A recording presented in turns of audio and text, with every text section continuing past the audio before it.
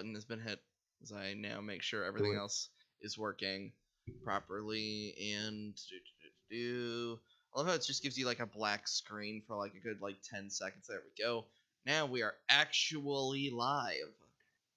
Well, and just Hello. so you know, like usually when you hit that button, the audio starts recording before the picture does. Well, no, then Yeah, it's kind of weird. no. If you were to watch the little window with the No, I'm saying when you go and you press play on the video later, like after it's all it done does and show that uploaded. black screen, and No, no, that's no, no, no. You can like hear you talking before you go, and we're live. Like it's recording things that you're saying no, before you yeah, say we're live. that's because I put that space in there. If you were to see this bit of screen, like the actual like live streaming tab, I can see when the audience would actually see it. So when that like the banner finally pops up, I wait a few seconds and then go, and then now we're live. Because And now the audience has seen and heard all of this, yes, which is lovely. Yay! yeah, which is Production Wait, quality. do we have an audience? we've got one I feel like person. I mean, that might be the a lie. hypothetical audience. I feel like it always says we have one person. I'm not inclined to believe that that person exists. I said this back in episode 1 that I think that might just be counting white for some reason. I would love it if it's just like you've got one person watching. That person's you. Oh, it's just fucking. It's like, you're your biggest fan, and that's what matters. It's like, I'm oh, like, thanks, oh, Mom. you too, my mom. Oh, thanks, mom. Go to here, copy. I'll Thanks, paste to fucking Susan Wojak or whatever her name is. what? Wojak? Is that actually her last name? I Thought it was can't like know. It's Wozniak or not. some shit. Yeah, I can't remember names at the best of times, and I'm not remembering her name. All right, telling people we We're are sorry, live. Susan. I'm not He sorry, didn't mean it. Susan. He's an Sorry, Irish. Susan. We're live, and today we're gonna talk about Young Defiant again. You guys excited? You guys fucking excited to talk about apparently the king of manga and the king of anime? I mean, after No, seeing some of them he's for warm up, absolutely not. It just reminded me how tismy he is. yeah, he's on a higher level, man. We can't understand his thought process. Oh yeah, clearly we're just casual scrubs who could not possibly comprehend the creative process of a real gamer. Called Breath of the Wild Our shit. critiques are poor. Called Breath of the Wild shit, and then a few years later said it's the best game ever, and said, "Go fuck you, I can change my opinion." It's like, oh yeah, Oh clearly yeah, you're on a it's higher absolutely level. not that he was wrong and changed like a normal person. No, no, no. His brain just operates on a higher tier where you can have both views simultaneously, I guess. So he's definitely not going to retract a statement. That would mean the statement was wrong. So today we've seen what he thinks when anime is shit. This is when we find out what he likes. So join us on a Yeah, fucking the adventure last of a time we lifetime. covered him. The story arc has finally come to a conclusion, you know. We started out knowing what he hates but having no idea what he actually considered quality. And now Yeah, and they released two we of get them. the details. I can't wait for none of our questions to actually be answered because this idiot can't actually qualify a fucking statement.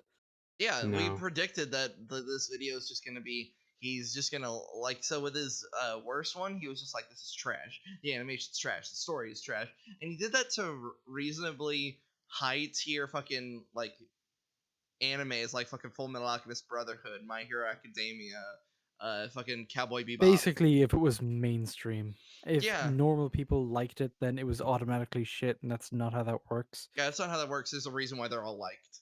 Well, actually, that's not true. Because then that argument could be like something for like the sequel movies and.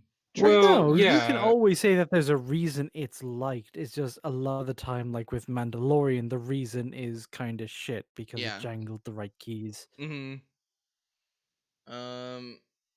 But yeah, I'm fully prepared for the same as we've already seen, but in reverse. Where instead of going, okay, this show is shit for insert incorrect statement followed by bland fucking dismissal of the audience as casuals and or stupid with bad taste. Now we're just gonna get, oh, it's good for incorrect statement plus s- blah blah blah blah blah. so I already know I'm out of my wheelhouse when it comes to anime, but I'm worried that he'll just say like some super obscure anime that not even you guys will recognize, and like I'm worried that's gonna be his baseline. Like, because if his baseline is literally No, if it's heard of, then because we know Berserk's on here, it's not in the Mm, thumbnail. necessarily. Well, I think chill. I'll Let's be okay for most of them. yeah, let's see what he presents and we'll respond accordingly as we go. Okay. Damn it. It's time to There we go. rejoice. I've decided to return with yet another high quality, amazing video when I honestly didn't have to. I Oh, mean, even a he's blind man fucking can see wanking it. into the microphone already. Oh yeah, fucking his like I actually I forgot there was a little bit of backstory as I quickly throw the banner up and what's wrong? That's the wrong button to hit. Just middle mouse on his icon. Before he released this video, he released a video that was saying he was done with YouTube. Where is it? Oh wait, no, it was right before it. But the funniest thing, guys, is No, it's that right there. New YouTube channel, Goodbye no, Frauds. well, no. What I was saying, like he released this video, which is the one we're doing right here, which is before that. But yet after that, he's released 1, 2, 3, 4, 5, 6 videos after saying that he was done with this channel. It's the most hilarious thing in the world. Yeah, and I love how he has to actually say that. Oh, here I go releasing another extremely high quality Megamind video because nobody watching would come to that conclusion on their own. Hey, Nick's back. Hello. This is one of our viewers. Howdy.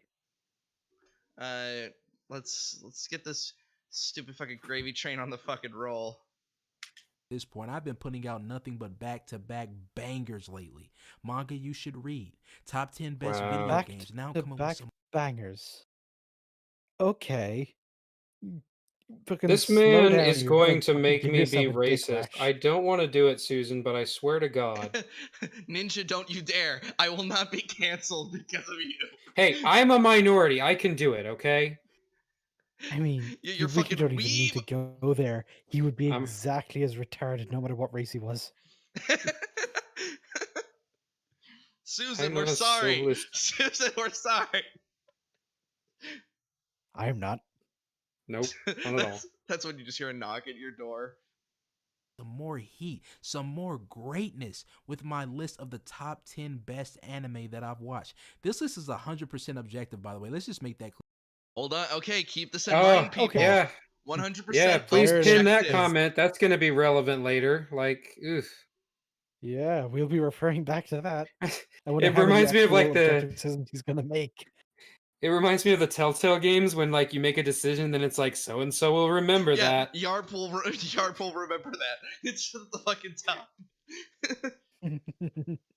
Clear. Let's get this out of the way. It's objective. What do I look like? One of these other clowns that come on YouTube and make top 10 lists saying corny stuff like, just keep in mind, guys, this is just my opinion, guys. You know, don't bring any hate. You don't have to agree. Let's all just get Yeah. along. Okay.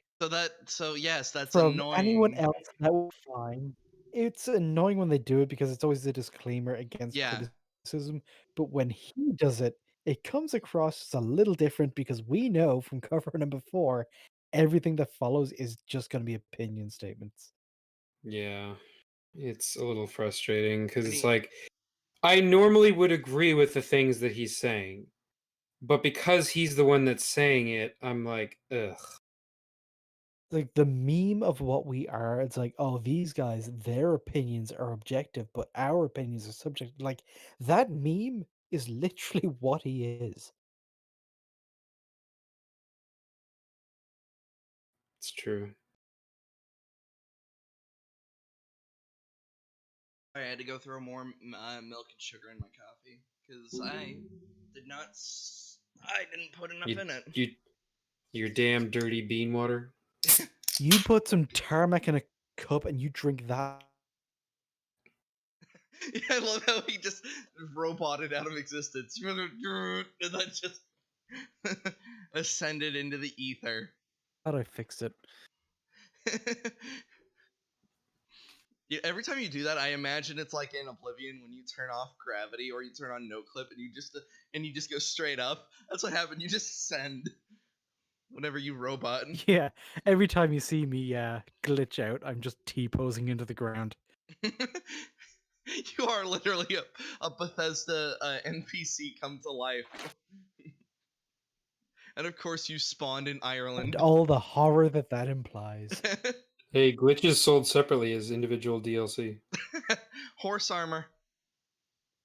in the cosmetic shop. Oh my god. Spread our love for anime. No, no. What do I? Are you serious?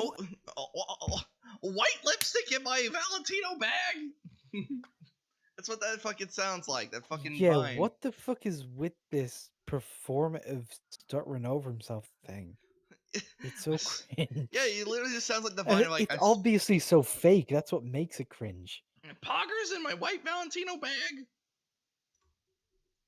Whatever I About my little PogChamp? say goes. I'm the king of anime for a reason. This is not an opinion. You're not the fucking. I don't. No one's heard of you. I've all like that statement has Yeah, he always does bothered that. me.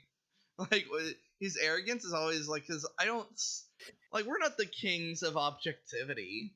Like we keep fucking. I would We're say, not- even if he had like 1 million plus subs, which he doesn't, it would still be considered arrogant to call Yeah. himself these things. It's not even like you can take it as just a meme, because we've heard other videos from this guy. That's literally just his ego. He's like that all the time. There's no irony, there's no joke. That's just who he is. Ugh. Some arrogant prick who thinks his opinions are better than everyone else's. Opinionated video.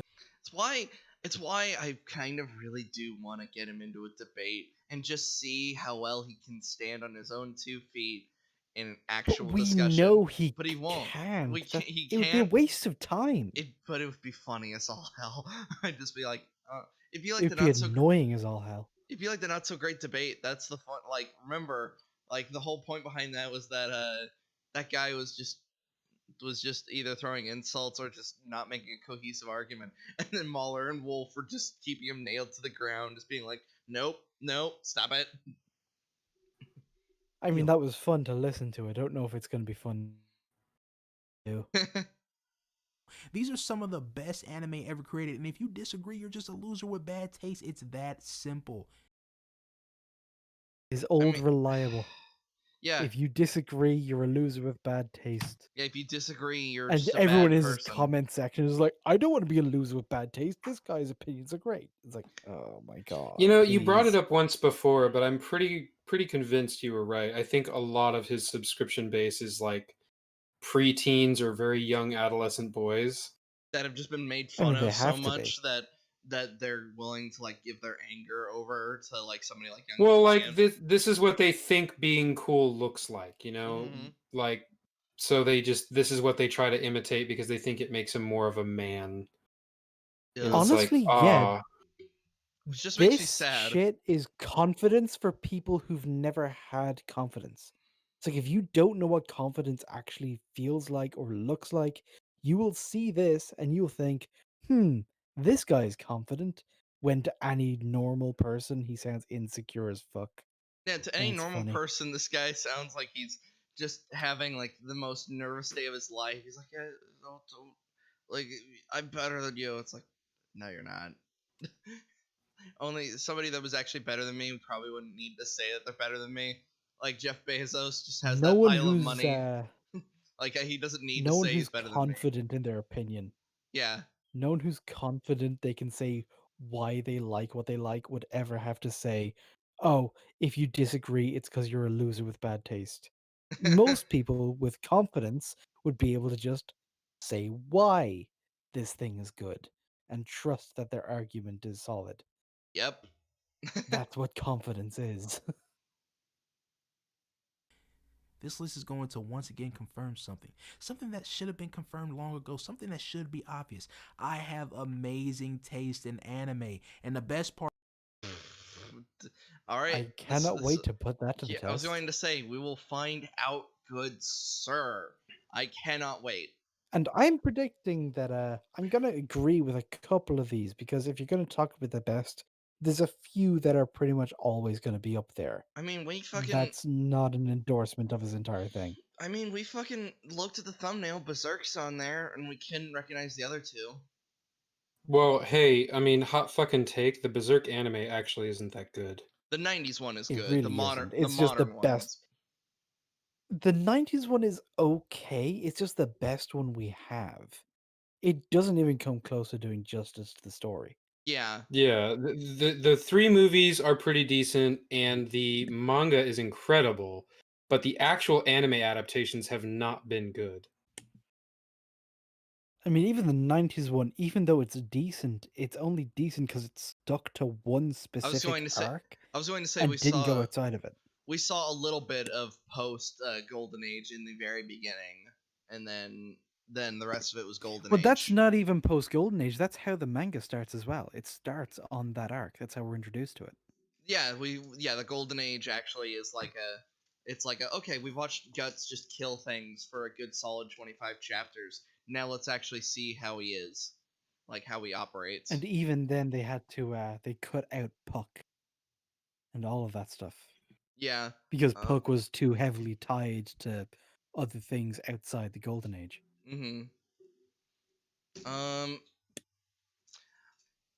I will give the movies one compliment. They do a good job of streamlining the Golden Age, like the bits that are the important stuff. Specifically with all the stuff with Griffith.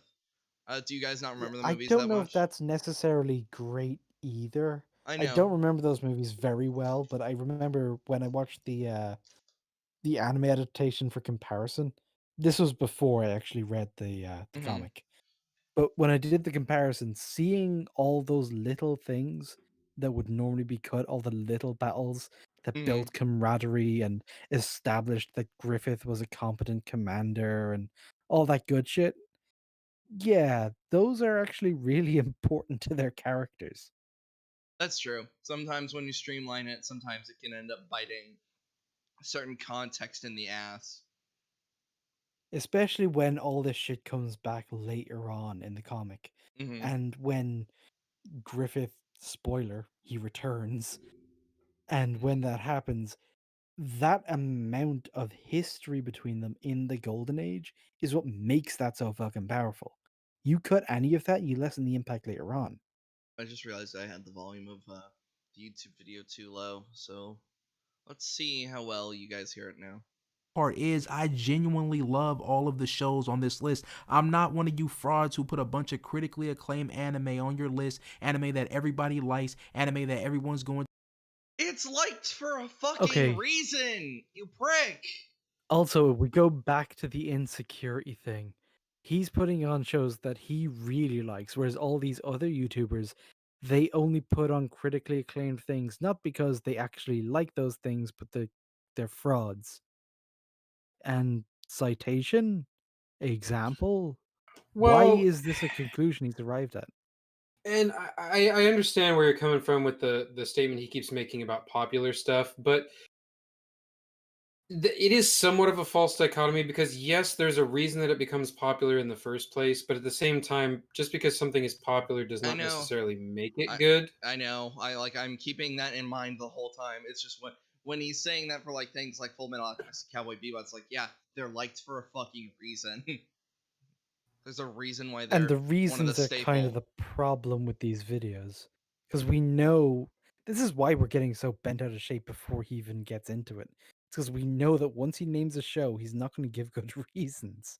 Yeah, And the reasons are what makes or breaks the video. Yeah, like here's the thing. Hey, Slur, why do you like Cowboy Bebop? Because it's an absolute vibe, man.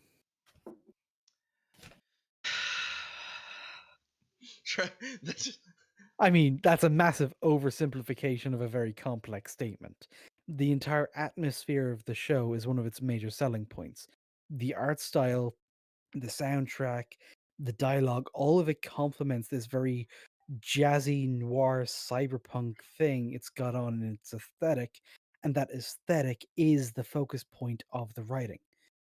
We have these extended scenes that are just atmospheric in order to set a mood in which the story takes place. And So I now, yeah, mean, I can there's all simplify that. it by saying it's a vibe, and yeah, it gets it I, across. I can simplify it into two things, man. It's Faye Valentine and Ein. There you go. well, I was gonna Done. say Spike is also a very Spike is actually a pretty fucking Nah. awesome protagonist. Nah. So He kind of deliberately takes a backseat to a lot. Like just now, I mentioned there's a lot of these extended scenes that are just atmospheric. A lot of those are where Spike is coming in. uh-huh. He's the one who's just taking a smoke break in an alleyway, sitting, Up, you're cutting out. and Oh no, you roboted. is it better now? Yes. Okay. Threw me off. But yeah, he's the one who's taking these thoughtful pauses to just look at the world and to exist in it. And because we're following him in those scenes, those moments where the world feels more lived in. Right. And then when we cut to the deeper character stuff, like with Valentine or Ein, or even fuck, what's the other guy's name? The one who's always cooking. Spike. Oh, never mind. No, it's not Spike. No, And yeah, that's why I said never mind. 'Cause I say Ein's the fucking corgi, so everyone yeah, loves the and dog. he's just to make the ship feel more lived in, yeah. and making the So, world feel lived in. And I fucking hate this world, not this world, this word, but it works. Jet, by the Tactile. way. by the way, The guy. Yes, as that a guy. and then here's Young Defiant. It's shit. It's trash. The His animation's name is trash. literally Jet Black. Like, and then he goes, if you like Cowboy Bebop, Edgy. you've got bad taste. And it's like, oh, okay. Like, you just keep in mind the comparison. Like, we fucking like Slur went on a elaborate fucking description of Cowboy Bebop and spent a good amount of time talking about it, and then Well, fucking yeah, Young Defiant and there's just so many things that you could say about it. Like the whole anime, both visually and from a sound standpoint, is like a love letter to jazz. yeah. It's And like there's so cyberpunk and yeah, westerns and like a dozen other things. It's a yeah, very it's well made, complex show. Fucking Full Metal Alchemist Brotherhood. I could go into the complexities of fucking philosophy and the nature of like playing God and that kind of stuff. Like it's this whole conversation. Like Full Metal well, that's more Alchemist. of a theme argument, but Okay. we won't go into that. Well, I will say Full Metal Alchemist does lean heavily into its theme. Uh, like the whole Which is not a central. bad thing, Yeah, it's not a necessarily. bad. Yeah, it's not a bad thing. It's when it's poorly executed is when it becomes a bad thing.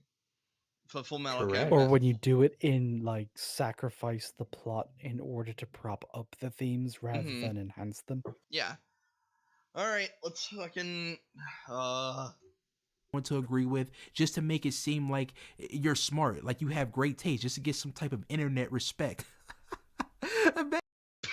What the fuck is he talking about? we can't unpause What him for kind like of 20. clout are you gonna get? Oh, we can't even keep him unpaused for 10 seconds before we just have to be like, I'm gonna stop you there. Just. Okay, so let's suppose for a second I wanted to be an anime YouTuber. So I start making top 10 lists or meme videos or whatever I know is trending. And I only focus on things that are critically acclaimed or popular, but that because I'm a fraud, I don't actually like. I'm not going to have anything to say about them. So my videos won't do well. So what the fuck is his point? Imagine me, someone as great as me, trying to impress a bunch of smelly weaves on the internet. My taste is already great. I don't have Young Defiant talks He as if he is a smells. smelly weeb I on was the gonna internet. say he looks like if you ever see like a picture of him, You're he the looks like he king hasn't of showered in- anime. You're the king of gaming. You're the king of manga. How on earth are you not a smelly weeb? Like, dude. And you want to know the really good thing? The actual kings of anime on YouTube, they fully embrace weeb stereotypes for the meme. Mhm. Oh, absolutely. You should. Like, fucking lean into that shit. It's the whole. I don't remember the exact quote from the book, but it was when Tyrion was talking to Jon Snow about the word bastard. He's like, wear it around you, take it away from them, own it basically, and then they can't use it to hurt you. Yeah, it's why like whenever people call Tyrion the imp or the half man, it doesn't bother him. Jesus Christ. Remember when Game of Thrones was good, guys? I do. Remember? God, remember Game of Thrones? Pepperidge Farm remembers. Remember Star Wars? Yeah, No. his whole vibe screams insecure at the highest volume. It's insufferable. As somebody who like has spent most of his life being insecure, even this is a bit much. He's like super insecure. Like he can't even walk down the street without wanting to like have his opinion The validated. term fragile ego comes to mind. Like, the therapists and psychologists would have a fucking field day with this dude. Have to prove anything. I'm I wonder already if a there's highly like a therapist, psychologist version of like Y.A.R.P or Y.A.R.P or any of those kind of podcasts. If there's like Oh, an oh my actual god, psychoanalyst yeah, group of like a people who sit therapist legal down- eagle. Yes, and they break down these fucking egotistical YouTubers. That's the thing. I remember like Eli wants to be like he wants to be a fucking therapist or a psychologist. So I just like Wait, uh, what? yeah, he fucking What? does. Yeah. Oh my god. Are you serious? What? Okay. Wow, that like struck a comedic nerve with you. Well, it's just because Oh. we've both met him. Yeah, it's pretty funny, fucking ha funny, yeah. Continue. Yeah, go on. intellectual. I was gonna make the thing of like maybe he should be that, and it's like, oh wait, that would require him to actually I mean, put effort forth yeah. and actually make a fucking video. Yeah, go for it, man. Go I'll for be it. on There's that clearly a podcast. niche for it. So. Like he talked about how he was gonna make his cyberpunk video about like how we should like curb our expectations. He never made it. And he kind of missed the deadline. Yeah, that's why that's why at what point do you determine the deadline? I actually mean like because we all know Rags is working on that Mandalorian video, but it's like this show will be over by the time he's released his season 1 video. Well, if his video is to curb your expectations, the deadline is when it comes out, because that's when the expectations are either met or not met. Right. And you can't even do and it you in, need like, it to still be kind of a topical thing. Mm-hmm. You can't even do it in like a And at post this hoc thing point, of like this wouldn't have happened if we had curved our expectations. Like, no, you can't make that argument now. I mean, you can, but it just doesn't it's hold a lot of weight. Mm-hmm. Yeah, it's just pure speculation at that point. I possess true intelligence. So yeah, God damn it. Nope, just let him go. Press X to doubt. I'm not one of you frauds. So yeah, with that being said, I'm also only going to be briefly explaining why I like each anime. I'm not going to be giving a summary of the plot or anything like that because quite frankly, I don't feel like it. Why did you make this video? A summary of the Yeah, we don't need a summary of the plot. We just need actual reasons as to why. And remember, not just why you like it, why it's objectively one of the top 10.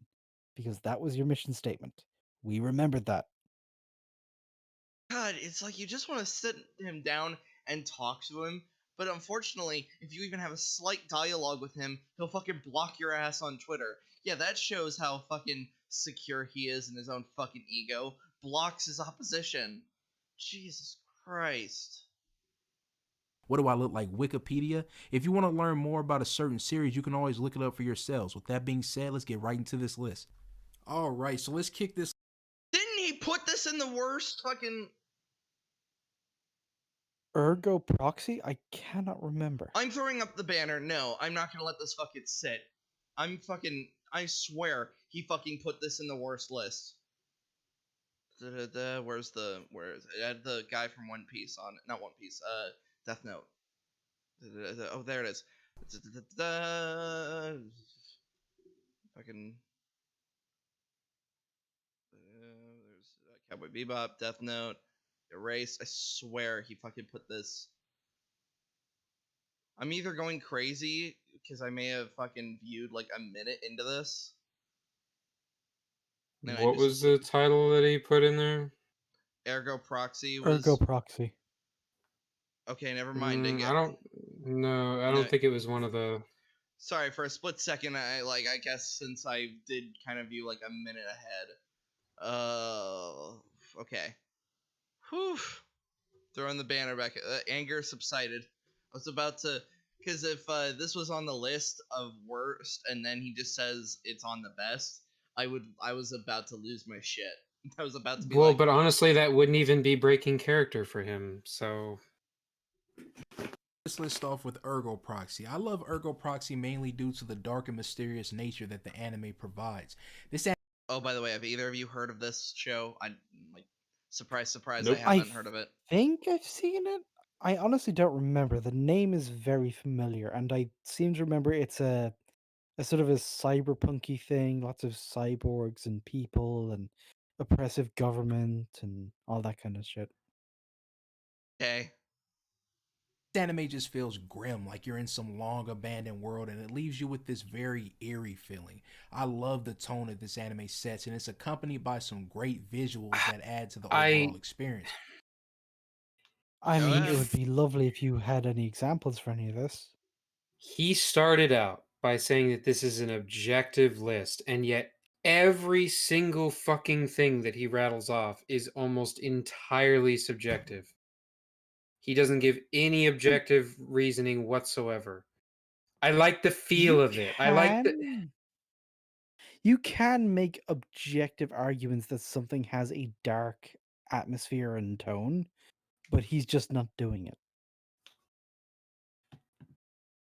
I feel like anytime he opens his fucking mouth, it feels like he's just insulting every like he's insulting all of us and just being like, "What the fuck is wrong with you?" I put my reactions in the chat. Yeah, I see them. Press X to doubt, visible disgust. Anytime he opens his mouth, yeah, it's just visible disgust. I almost think I should just throw that on instead of fucking Darth Edgehog. Darth Edgehog can go away for this episode. We need to bring out visible disgust. Fucking Cell, just. Ugh. Yeah. I was in the middle of like changing shit and adding tags. The characters are also I very put my interesting. reaction in too. Do we just all? Is that just like all three of us are just our own reactions now? I'm These fucking are our avatars for I'm, this. I'm fucking Darth Edgehog, just fucking angry at this motherfucker all the time. Fucking ninjas just sell with visible disgust, and Slur is I don't even know who this is. That's the OG Broly in the old movie. Oh, okay, that would be why. I haven't seen OG Broly movie since I was like, since I was 10. 15 years He have had some passed. bling in that movie.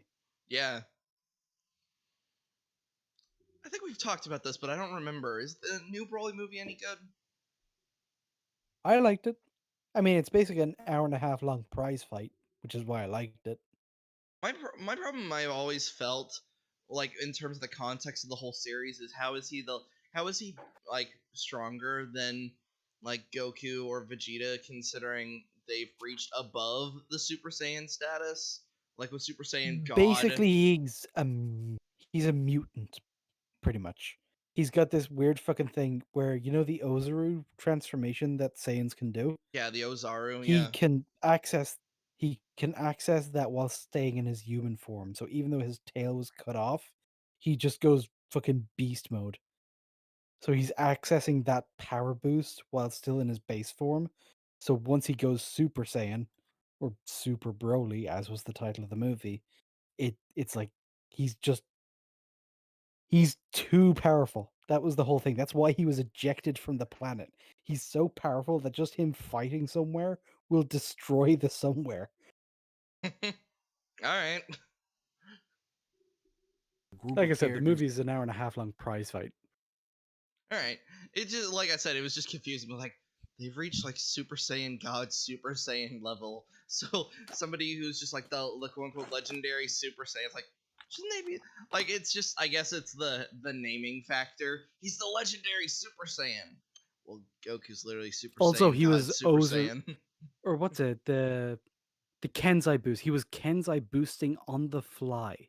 So anytime, and this is much better in the newer movie, where you actually visually see anytime they use a new kind of power against him, he will just increase his power and dish it right back. Because where Goku and Vegeta had to take several episodes to recover, he was just some mutant manimal who could do it instantly. And they were just like, oh, this is getting out of hand. If we don't win this soon, Earth is going to be destroyed. Yeah, and wasn't the whole like I remember Broly Returns, which is where fucking Gohan, Goten, and even I think even Goku, they all blasted him right in the face, and that was how they killed him. I don't remember that. Yeah, It Broly's might have been Return. another movie that I just didn't see. Yeah, Broly Returns is one of those like supertism movies. It's like the one with the fucking tree, and it has Goku's cousin who looks exactly like Goku, even though Raditz was his fucking brother and looked nothing like him. I'm surprised Raditz never came back, to be honest. Yeah, it's so weird how like people not idolize Raditz, but he's always like maybe it's because he was the first villain of Dragon Ball Z, so he all like whenever there's a Dragon Ball Z Also, thing, you always got to bring him back, and it's like we could skip Raditz. it's just because the fight with Raditz is the first time Goku died. Yes, because everybody else has died except Goku, and then that was the first time it actually happened. With some great depth, all trying to find the meaning to life as well as find themselves in the process. This anime just does it for me. The story is very complex and requires your full attention because there are so many little details sprinkled throughout the episode. Like going back and watching this anime, I'm like, damn, I missed this, I missed that. There's just so many things that require your full attention. Like you got to pay attention to, otherwise you're going to miss them. And I love that. Hold on. One of the positives for this show is that he wasn't paying close attention the first time. Okay. Why? Why is that an argument? What is his point here? That it's detailed? Is that it? Is that where the bar is?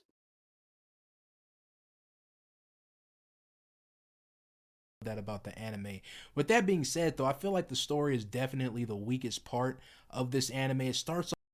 Also, could one of you guys address the chat? I got a little split second lost here. I will bring it up on my phone. While I'm doing that, I'm gonna quickly bring in. Gotta bring in all of our fucking new all the new reactions that we all are. Gotta save all this in my downloads. I just changed my avatar. Well, okay. By Yeah, that that's logic, pretty... how are the Universe 6 Saiyans not bodied in the tournament? They should have been. But they weren't because I don't know what any they of that needed means. to draw the By the fight way, out, I guess. the Universe 6 Saiyans. It's Dragon Ball Super stuff before the Tournament of Power. Okay. I wish I would say that answered questions, but it unfortunately did nothing. Yeah, Dragon Ball card has Super been is honestly revoked. just not that great. I basically stick around for the fights just because I still enjoy the spectacle of Dragon Ball fights. They're just on a whole other scale from anything else. It's fun. But And objectively, there's very little quality there. I will be back in a minute. Hold on. I gotta add that last. Feel free to carry on with the video. I don't think I'll be missing anything valuable. Meanwhile, Oh no! Don't say that. Meanwhile, I just added the pictures. So it's me to the right as Darth Hedgehog, you as Cell with visible disgust, and Slur with fucking the cup of coffee. It's all very, and I mean very good.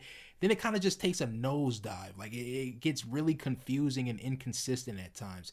Now, don't get me wrong, there's still a genuinely good story here. It just requires a bit of patience because some of the episodes had me like, you know. But all in all, I still think this is one of the best anime I've ever watched. If not for anything else, the atmosphere and the characters alone.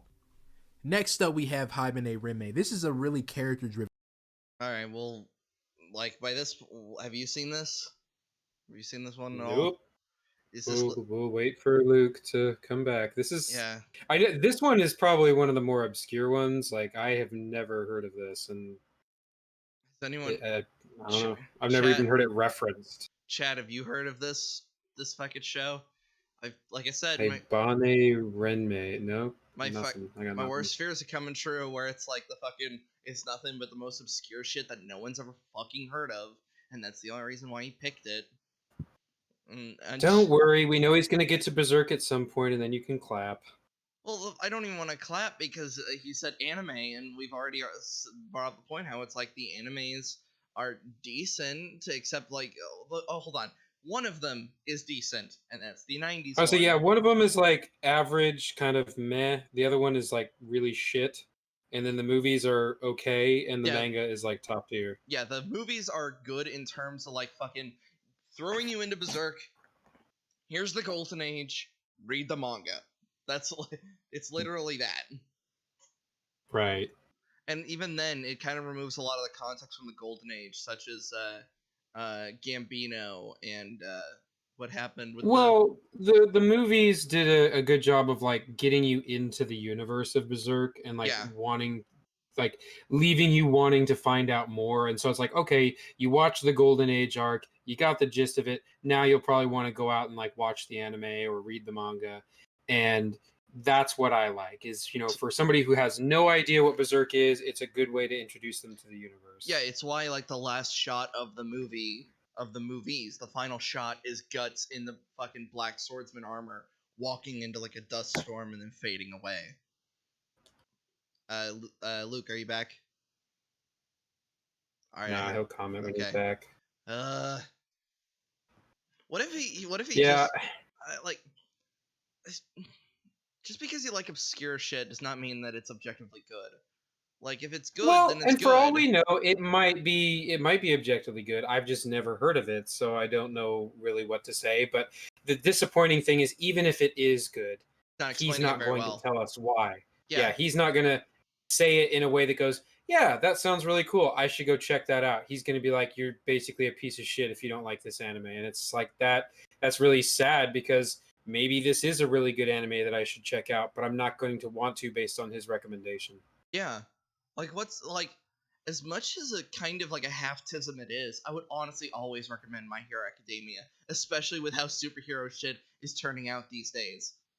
Like, we didn't talk about WandaVision in the end, in like the beginning of this, where like the beginning of that fucking earliest episode was so shit and reminded me of like why I was turning away from this genre. Oh, you're absolutely right, Ton. 100%. I know of at least 2 on this list that are not obscure for sure. Yeah. So that's, you know, a good 20% of his list right there. I know for a fact Berserk is on this list, and I know for a fact Hunter x Hunter is on this list. Yeah, that's the one I'm excited to get to. Yeah, and I want to watch Hunter x Hunter. It's just that honestly, no. It's just Hunter x Hunter. Oh.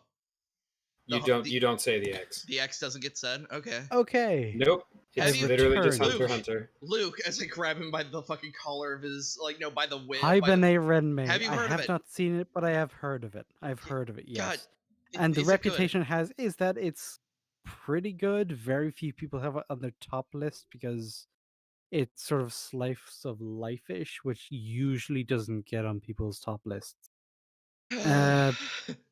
Just on the last one, he had a directly contradictory statement where he said one of the main issues with Ergo Proxy was the story, and then also, but the story's really good though. Like, okay. It's really good, except when it isn't. And Ton brought up just a non-statement. Ton brought up a good point. It's like, if odds are good things will remain obscure, like, because yeah, there's a reason. Like, it's fucking. Just fucking. I mean, I just got so angry. I lost my fucking point. We had a similar conversation the last time we covered him, when we were just talking about each of our own top anime lists. I think I might have the hipsteriest list of the 3 of us, just because my favorites are things that are kind of obscure, at least in the West. It's I like mean, my absolute number one is Space Battleship Yamato 2199, which is obscure here, I think you just but said in words at Japan it me. isn't. I don't even think you said Yeah, a sentence. You no. just said words at me, and I'm like holding my knife now, just like get. I think you just offended me somehow. No, he It's talked one about of this those during the Weeb original Awakens. yeah, it's one of those original space anime from the 80s, and because it was so formative for a lot of people, especially creators and writers in Japan, they remade it in, I think, the early 2000s, and it was just really fucking good. I like it a lot. But I, over here in the West, it's fairly obscure. You're not going to find it on Crunchyroll or anything like that. I only with found it because I was deliberately browsing a lot of top 10 lists. well, I'll admit my top 10, like I've said uh, during that list, mine's completely mainstream. My Hero, like in no particular order, of course. My Hero Academia, Berserk, fucking Full Metal Alchemist. It's like it's reason like these are the ones that kind of set the fucking bar when it comes to like I noticed I've basically said a lot of shonen ones. There's a reason why they are like the creme de creme of the fucking shonen genre. Well, My Hero Academia could use some fucking better writing. All right. Driven story, which I love. You know, the characters are very important to me within the story, and this show has some great ones. You're introduced to so many different characters that all have their own unique personalities that make you want to learn more about them. And this anime also has a good sense of mystery. You know, the setting is awesome. It's like once you're introduced to this world, it's just something about it that draws you in, you know, and you're given subtle clues as to what's going on. But you Hold can't on. even put your fucking finger on it? Oh my Yeah. god. Okay, so his objective, high quality reason for why this show is good is that there's just something about it. Oh, okay. Thanks, dude. That's a powerful See, recommendation right there. I mean, we saw this coming a mile off. I know, but we can still bitch about it. It's like, dude, I'm, for someone that claims to be like the top tier god mind of all things anime, gaming, and manga, you have got to do better, my man. I'm trying to think of just a And random okay, we're anime the to. perfect ones to see this as well because I like a lot of obscure anime. I like a lot of slice of life kind of anime. The genre does not matter to me. I just like decent shows. And Yeah. if the only thing that's really good about your show is that it has a cool world and it's got a really nice atmosphere, I'll still watch that. I'll still enjoy that, even if the plot is tism. So I'm the easiest person to sell this to, and you're failing. Yeah, and then meanwhile he's done nothing but insult people like me that just want to watch the mainstream shit because at the end of the day I'm just not the biggest fan of anime. Like even things that are somewhat good, like selling JoJo to me is gonna be the hardest thing in the fucking world because like See, I feel like JoJo would be right up your alley because you kind of dig the whole like random humor thing, whereas like I would probably not get into JoJo at all. I like Yeah, the JoJo is structure. very memey. I think it's because Yeah. it embraces like what I kind of call just weeb anime, and I don't like weebs. I don't for the most part don't like fucking weebs. Well, then you have at least one thing in common with 90% of all weebs, Yeah, which makes you a weeb. yeah, that's ultimately the fucking issue. It's like all weebs hate weebs. It's like Well, you know, when you're a big brain Right. otaku like me, you don't have that weeb status. need a stabbing. Oh, But you do have a body pillow. okay, Duh. those are just comfortable regardless if they have a character on them. Fucking Bruh. Asuka is the best waifu. Bruh. This is not a corner you want to fight in. This is not the hill you want to die on, laddie. It's like, no, but my body pillow is really comfy though. It's like, No, bruh. well, they're just called body pillows because they're the size of your body. I had a rainbow shaped, like a Uh-huh. rain. hmm Mm-hmm. I We love know how you have your movie Bob How, fucking covered, how's pal. that hole going? How you I'll just dig as keep much as on I digging? fucking want to because I know the truth. No, No, dig up, stupid. No, if I get to Asuka China, from Neon Genesis. no, just a rainbow pattern. As long as it's She was the comfy. OG anime waifu. That was my first anime that I ever experienced was Neon Genesis, and she was always my favorite because I got a thing for redheads. No, yeah, for me, the first anime I saw that actually had like a bunch of different girls was Tenchi Muyo, and for me, it was always the fucking Oh, same but pirate bitch. that's like introduction to harem anime. Like that's the vanilla It version was my before you. introduction to harem. I don't know if you guys just heard, but the second I heard harem anime, I just went, ugh. I'm just like, I mean, yeah, fair. It's I'm pretty sorry cringe, they but I don't was have a also Star 12. Wars harem anime. Okay, sorry we haven't. I mean, they You know, might. they might. Yeah, you fucking simp. let's find out. Fuck it. Let's take a look. Star Wars. I'm sure they do on I mean, DeviantArt, right? I mean, harem. isn't the Clone Wars basically that, where you've just got people arguing over who's the best girl? Except oh instead god. of going waifu, they go stunning and brave. Star Wars: The Harem Begins. Oh, that's a meme. That's just a meme video. I mean, there's probably some really powerful fanfic out there, but yeah, it probably gets the erotic tag on DeviantArt, you know? yeah, exactly. Oh yeah, once you go into the EU, there is absolutely a Star Wars harem. Well, actually, you're not wrong. Actually, the more I think about it, it's like, Of course I'm not. oh wait, yeah, the amount of girls that have been fallen in love with Luke and / died because of him. That list got it's more than two hands. A lot of people. Exactly. Also, what the fuck? I looked into the pictures for a second, and who the hell is this like fucking like definition of anime waifu bullshit? Copy and then paste. Who the fuck is this? Quickly, I don't know how to, now that I pasted it, I can let me throw out the banner and I'll throw it up. That looks like, yeah, that just looks like a generic. She kind of looks like anime one of the cat girl thing. people from that season of it was like the spin-off of Sword Art Online. It was called like Gun Gale or some shit. Mm-hmm. But it was where like instead of being in a Bernard. fantasy setting, were in like a gun universe, and it was weird. It also just looks like chick the for some reason. looks like the edgy one from Ruby. This is what Yeah, that too. this is what we're looking at chat. It kind of looks like throw one of Luke out those of the like way. mobile game characters you see on those really shitty ads all the time. Yeah, it looks generic as fuck. Should we Just have cat girl, edgy cat girl with weapons, with gun, with 1, 2, Yeah, like a gun, 2 guns and a sword on the back. Jesus. this yeah, is but a shit the tier most waifu. dangerous weapon. She's got the cat ears and the boobage. Like that's where it's at.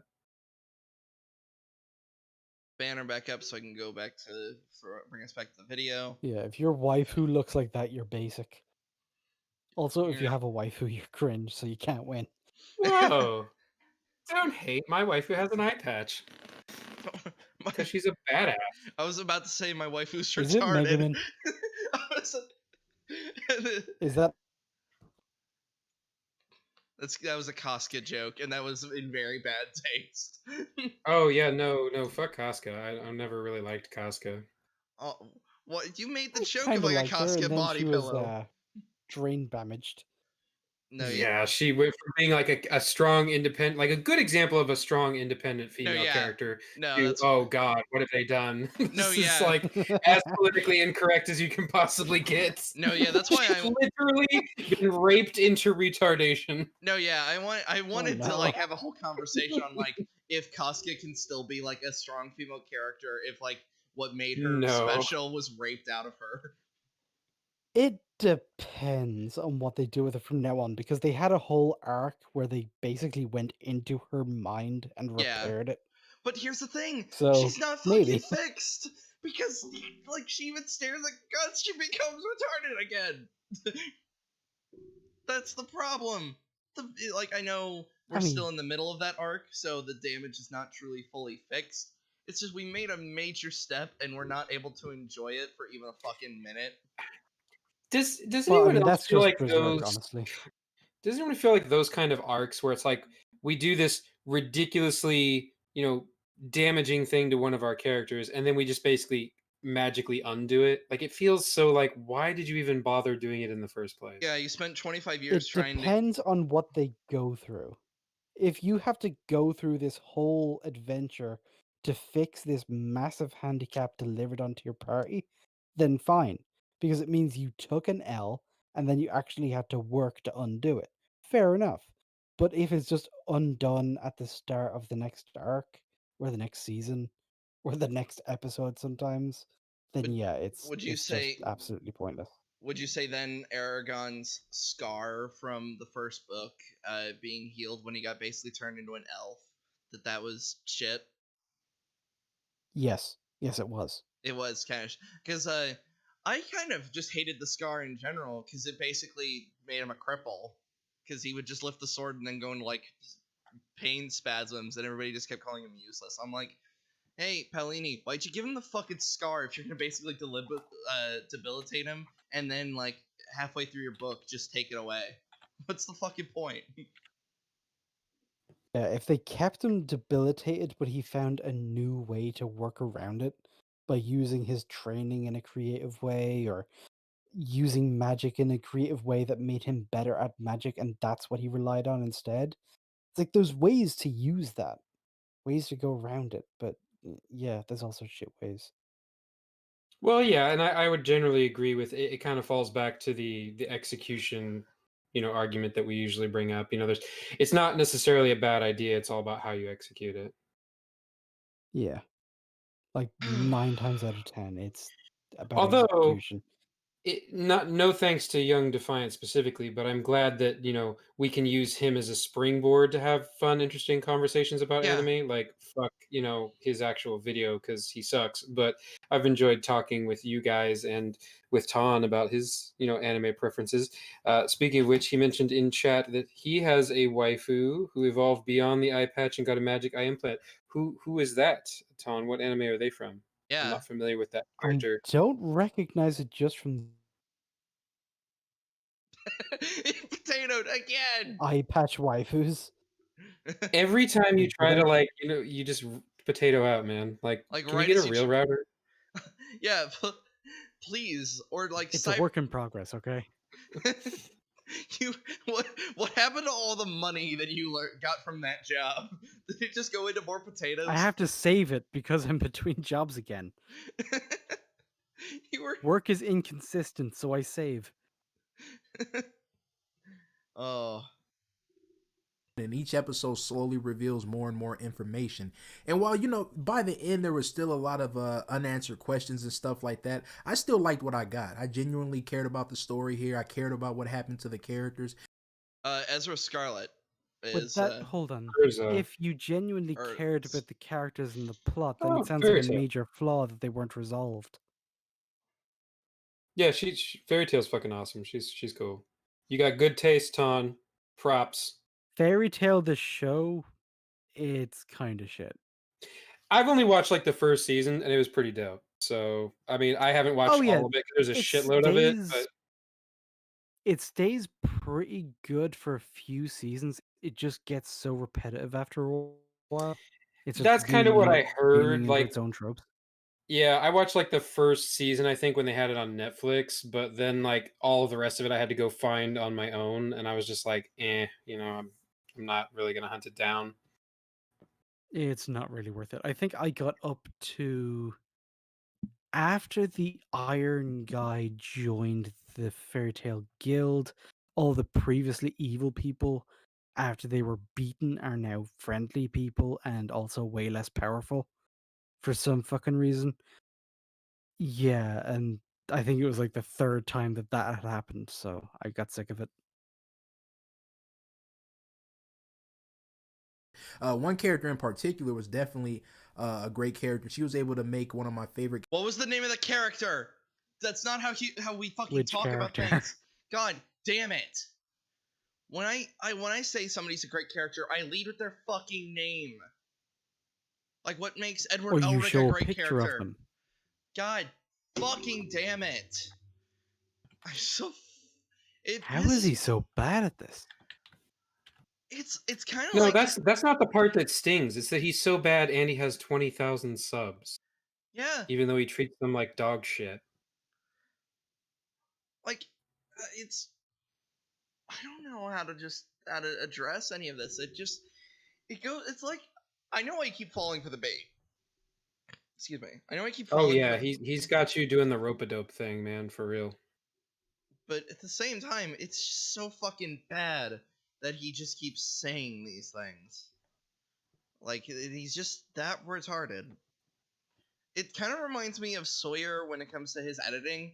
Like he doesn't he's not showing up pictures. He's not like showing anything relevant. He's just throwing these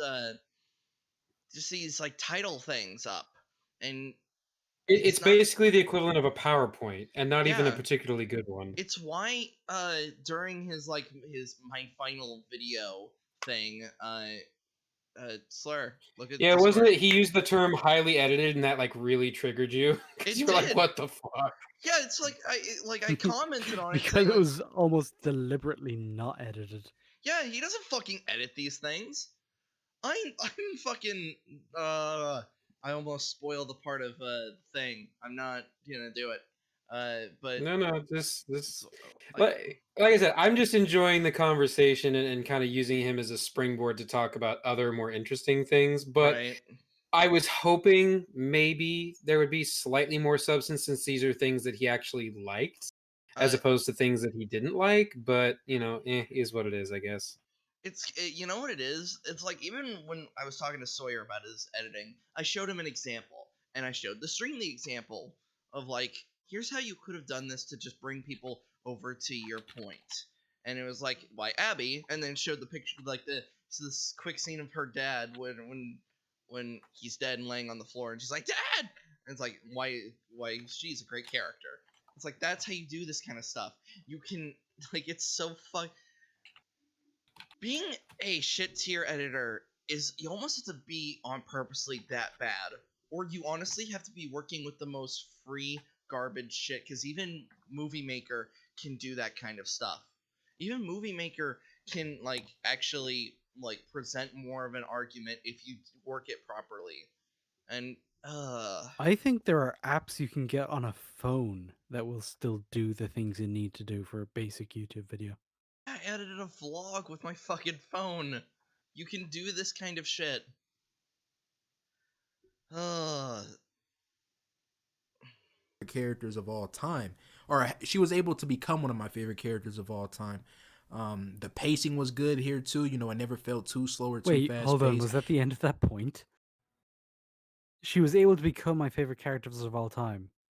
I'm not really going to talk about why Who or was the how or character? anything. Who was the Yeah, we don't even. I'm character? assuming it's the one on screen, but because I know nothing about this anime, I know nothing about this character.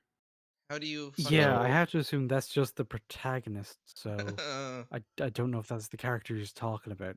What a worthless argument. Also, I just realized, like, yeah, guy who relies on using his anger to fuel his arguments, yeah, is easily falling for every bait that Defiant is thrown out. It was just a perfectly balanced show when it came to pacing. But yeah, it's been a while since I watched this one, and I still think about it often. So that just proves it left quite the impression on me. Next, He said nothing. I'm actually going to be calm about this and say he said nothing that entire time. yeah, And pretty oh, much. hey, this is actually one I haven't heard Okay. of. Oh, you So haven't heard of you this two one? are on your own. I Looks. got nothing. I think Eli talked about this one. I think he has, and I remember nothing. So Yeah, I got nothing. All right, hold on. Before he gets into it, I'm just going to give it a cursory Google so we have the bare minimum information. Right, like a And let's generic see if synopsis. I still will come out with more information than he's about to give. So hold on, what's it called? Welcome to the NHK. Okay. Bep-a-da-bep. So, anyone playing any decent video games? Like like he's the king of You gaming, and get that shit out of here. like This is an anime stream, damn it. he claims to be the king of gaming We're too. So talking about Chinese cartoons. Chinese cartoons with Yeah. boobs. Yeah, don't you interrupt my Mongolian basket weaving documentaries. uh, I'm just trying to keep conversation going while he's doing Okay, that. I'm typing awkward something. fucking high school teenager. There's girl. There's not a lot of other detail beyond that, so it sounds generic as fuck, but okay. I was gonna say there's like two girls wearing bunny ears and some kind of weird little spirity thing that smokes. Yeah. What's the stoner penis head looking thing? I have no fucking idea. I don't know either. That Are I you? was Can, assuming Okay. that was can, like the spirity can thing. can you please give us a I plot cannot synopsis? wait. All right, hold on, bring it back up. Okay. Oh shit, where's the plot synopsis? Okay, plot. Revolves around the lives of several young adults, all living in or around the city of Tokyo. Many different lifestyles are shown through most time. The story focuses on the concepts of being a hikikomori, basically a NEET, and having most characters intense feelings of depression and loneliness, as we can probably see from the unhappy-looking chap on screen. The main protagonist is the Japanese name. He's a dropout in his fourth year of unemployment. Reclusive life. He's a loser, and then he meets mysterious girl. So it's basically just Manic Pixie Dream Girl, the anime. There's like Ew. 100,000 of these fucking things. I'm just gonna hit Yeah. Why is play. this his favorite?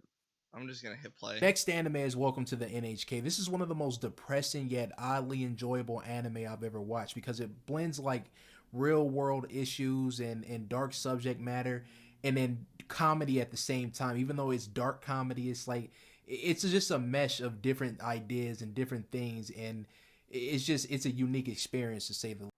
Remember when? That sounds like the kind of argument you would really want to expand upon and elaborate. But Bad he's okay. I still know nothing about this show. Remember when we were? No, you said it. Or Manic why it's Pixie Dream good. Girl, the fucking anime. I mean, Remember when we were watching the high top video and we got to a certain point where Evan just pretended to be asleep? That's how I feel right now. It's just like what you're saying is just you're boring me, young defiant. where's You know, Jeff seeing when it, you need him?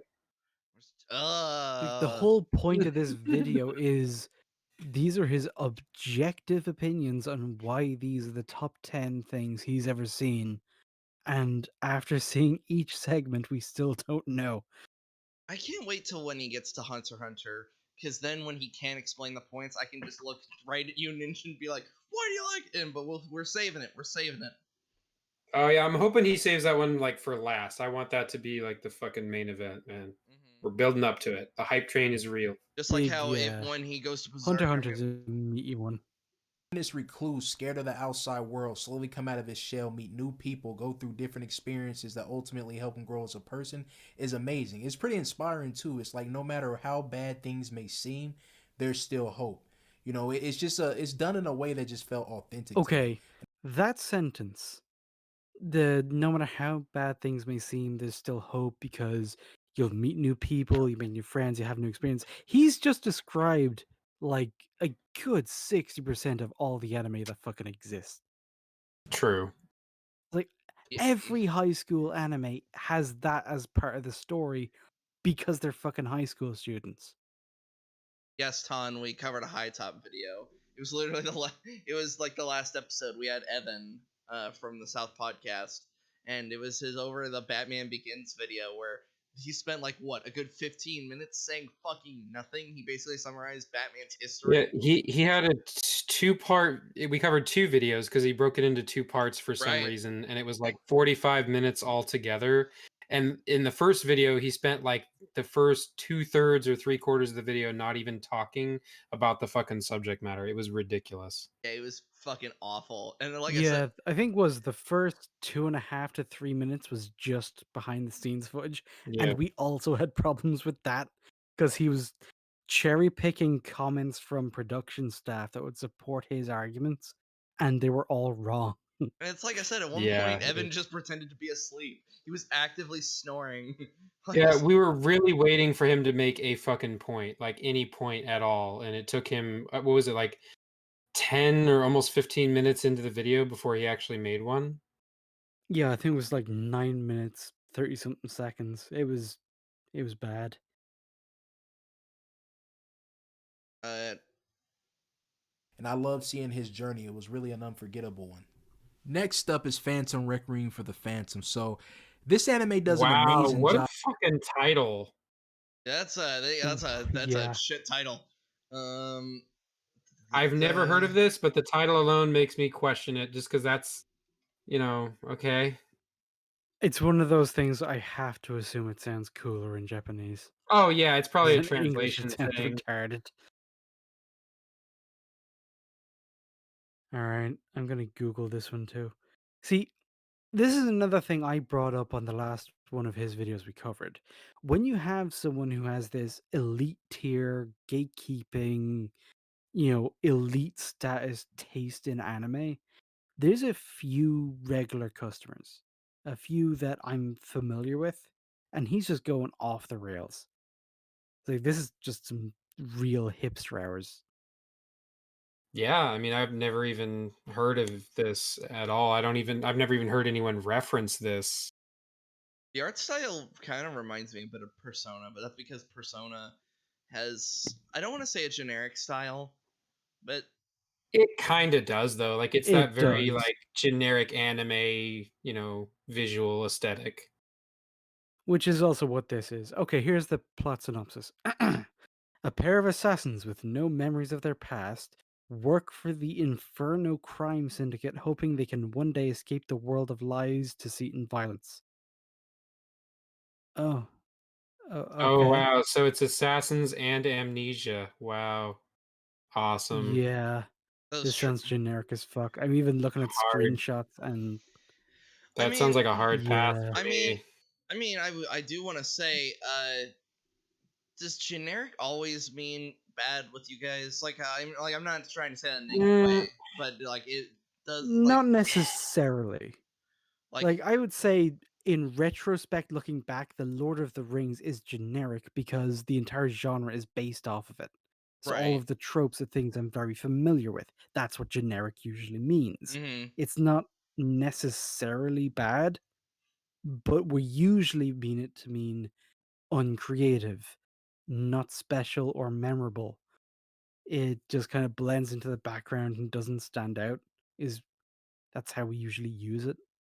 well, and for me, it's not so much the generic part, but like as somebody that writes, I hate the fucking amnesia deal.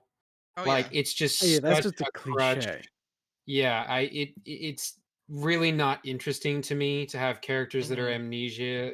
It's just we get to find out who they are as they get to find out who they are. It's like, yeah, that's not interesting to me. I don't care. Show me from the get-go why this character is interesting, why I should care about their thoughts, feelings, emotions. If they're basically just a blank fucking slate, nah, I'll pass. I'm good. And it's almost like I can't even really think of an example of that kind of a storyline being executed well. And even more specific to this video, it's why these are his top 10 anime of all time objectively. So anything on here that's generic, his reasons for having it in his top 10 are going to be subjective. Pretty much. Job is showing you just how Like, even in easily no. my top 10, I would say the Space Battleship Yamato is fairly generic in a lot of ways. But that doesn't take away from the ways it's objectively good either. It just means the concept is something I've seen a lot before. Yeah.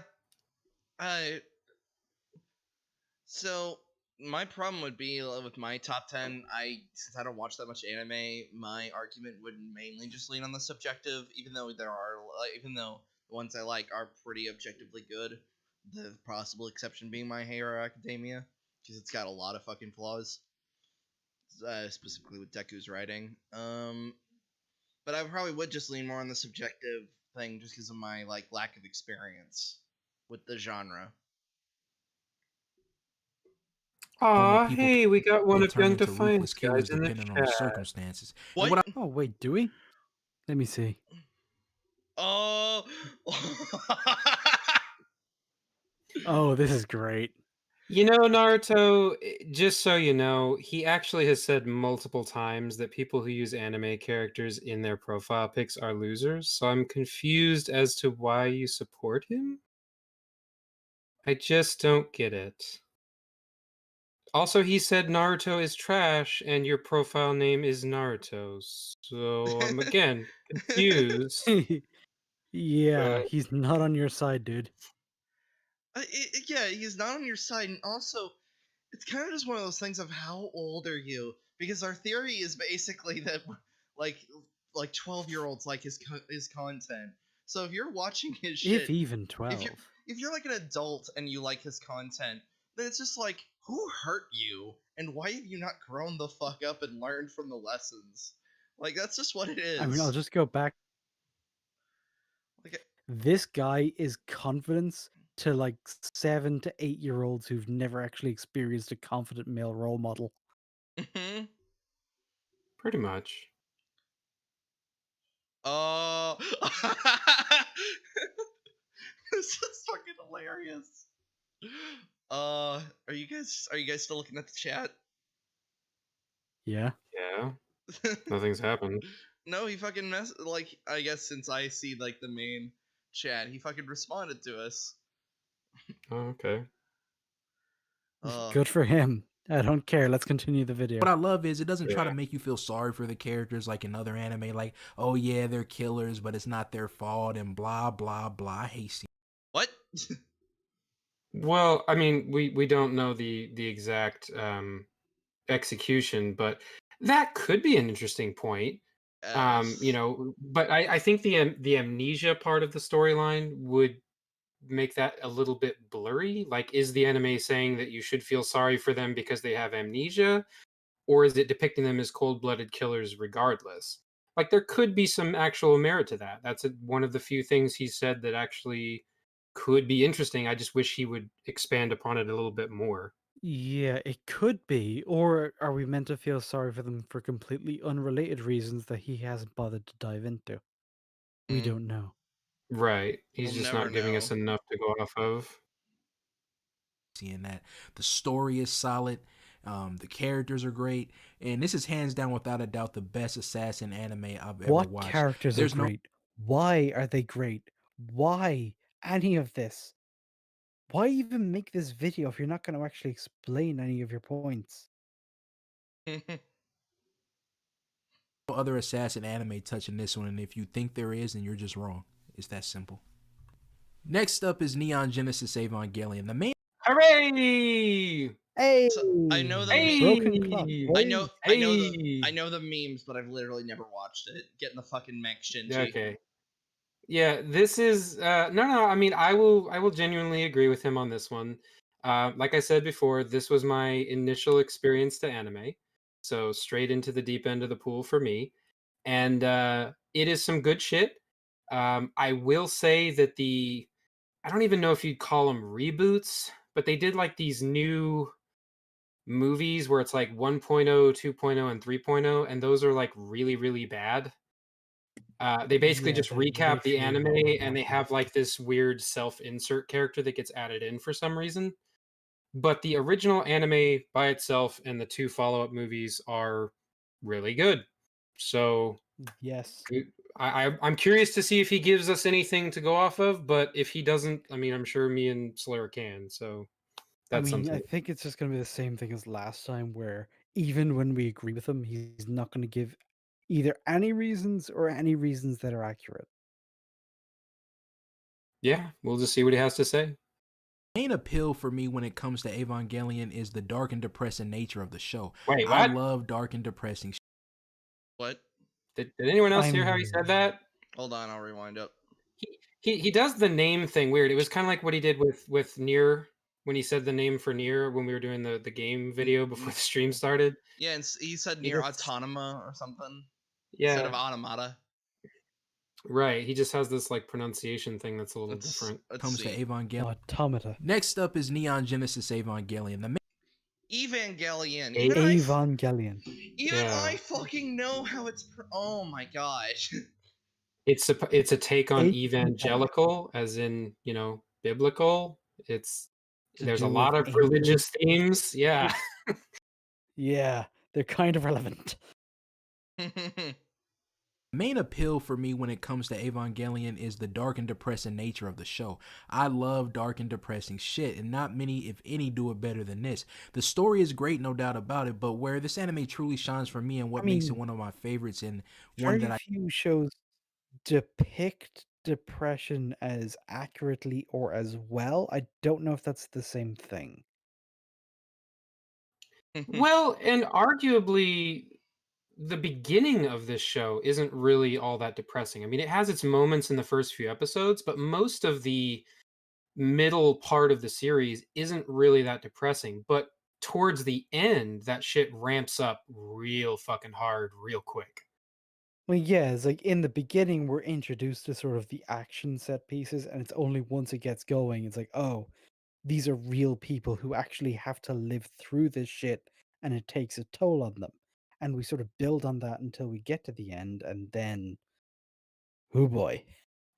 Well, and it does this interesting thing where, like, it's a fairly simple concept in the beginning. It's presented as, hey, you're a kid, you need to pilot this robot because destroying angels is good. Like you're saving the world.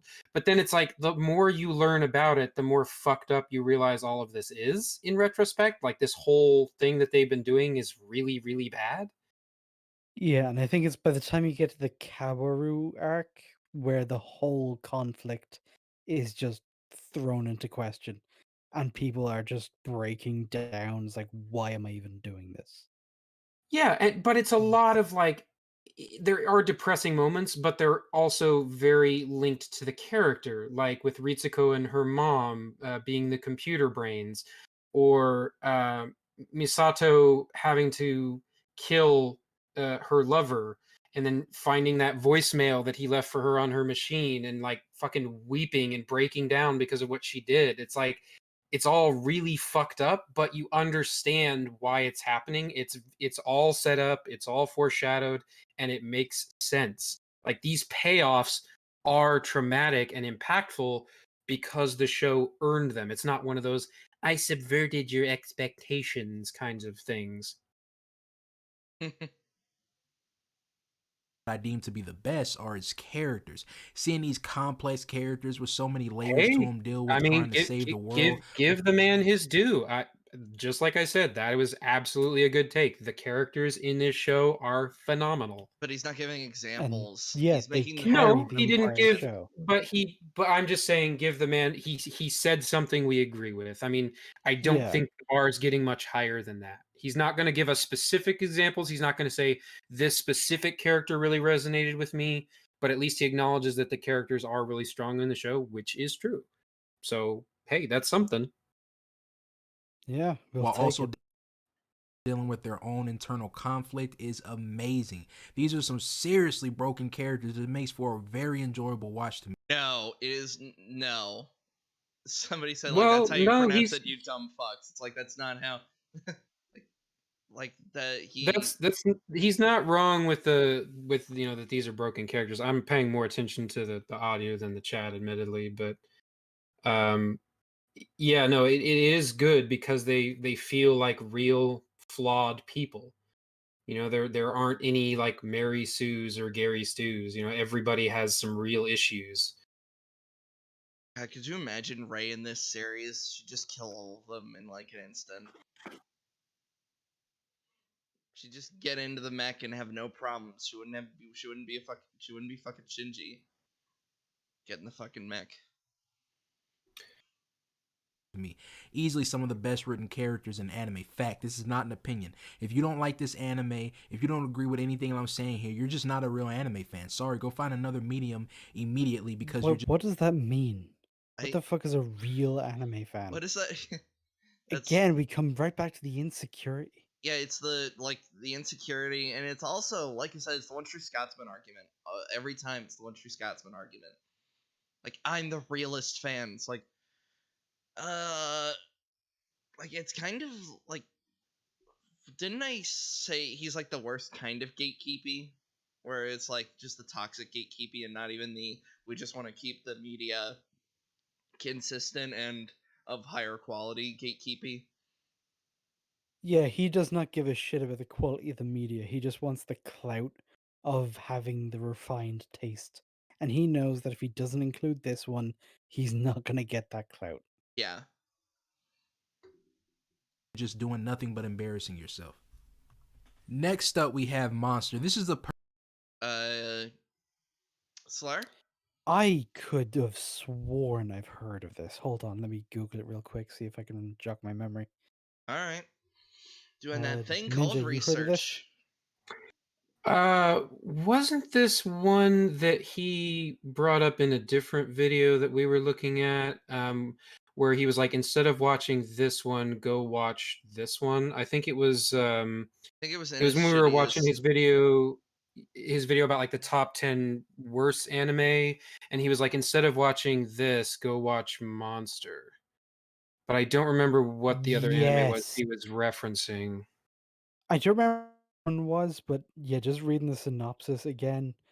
Yeah, this is familiar. It's about the brain surgeon, works in Dusseldorf. There's this whole conspiracy, there's a lot of intrigue and that kind of shit. I mean, I it remember sounds like it's in neat. a yeah, in a weird way, I remember like when he was talking about it in that other video, it actually sounded interesting. Like even though it wasn't one of the 10 anime that he was talking about in that video, he did like a better job of selling it and being like, go check this out, than explaining why the other anime was bad. Well, Because I did remember he we looked it up. Well, he kind of did. Like we actually looked it up and we're like, oh yeah, we might watch that. Like it looks like it Well, might be decent.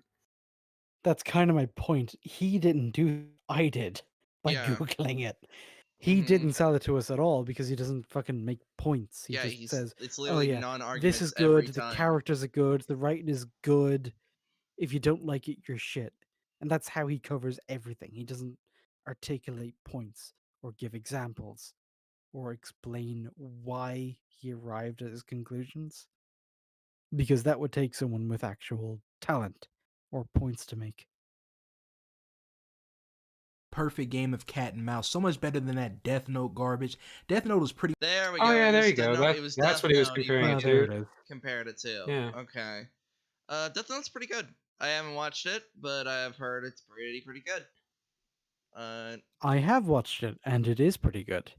Now, I if Yeah. he's going to make the argument that this is better, I'd be completely willing to hear that argument.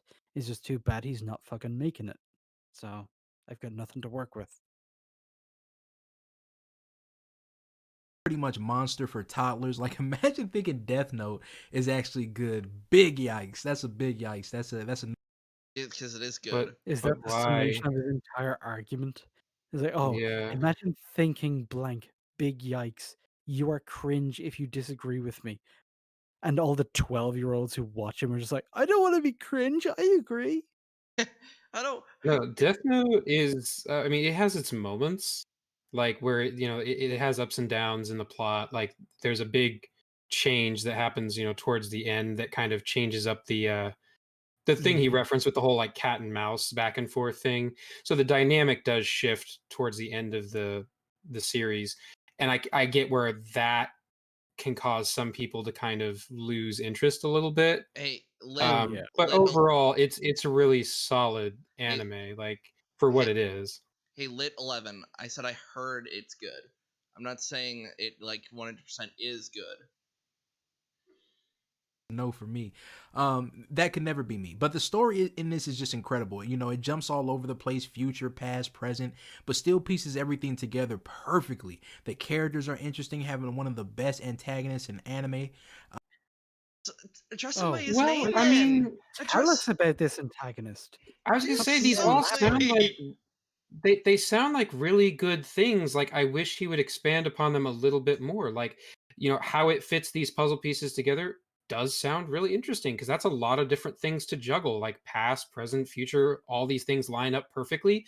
Most, mystery cat and mouse type things usually fuck that part of it up. So if Mm. this show nails it, that's a really good thing. And like if I was making an argument to defend this show, I would probably point to some examples of that. Or even just tell us why. Why Uh, it's good. What is Ninja, this show doing that other shows like it don't do? Ninja, explain why Darth Vader is a good villain. Just start. Explain why Yeah, Darth Vader is a good villain? yeah. Just literally do the thing. Just do that thing called Well, explaining and giving examples. he's visually imposing. He's also shown to be strong, smart, effective. He is, anytime he's on screen, his presence is, I am in control. This is my shit. I'm running this mission. I am in charge. You do not, he is the most powerful. He's in control at all times. He kills his underlings, sure, but he doesn't do it like Kylo does in the sequel Yeah, trilogy. he's not out He of only anger. does it. Yeah, it's not out of anger. It's more like, you failed me. I'm going to get rid of the weak link. And he's not Mhm. even mad while he does it. It's more of a cold, ruthless, calculating thing. And on that's not top of even that, like we're a actually perfect just argument. That's just off the top of my head. Like, I could do a lot better if I have time. Yeah, and yeah, without even referencing Kylo Ren, you can just point to the movies and say, we are shown that he is actively pursuing and outmaneuvering the protagonist. yeah, That makes him a he threat got to what we want the protagonists to do. yeah when So Chase even if he didn't look like Darth Vader or didn't sound like Darth Vader, if he was just some guy, he would still be a threat. Yeah, and not to mention he knows when his resources aren't working. Like when he's chasing the Millennium Falcon in Empire Strikes Back. All right, this dumb Star Destroyer, Captain Nita, he kills him. And I'm trying to remember if that's before or after he brings in the bounty hunters. I believe that's no, it's right after. It's right out.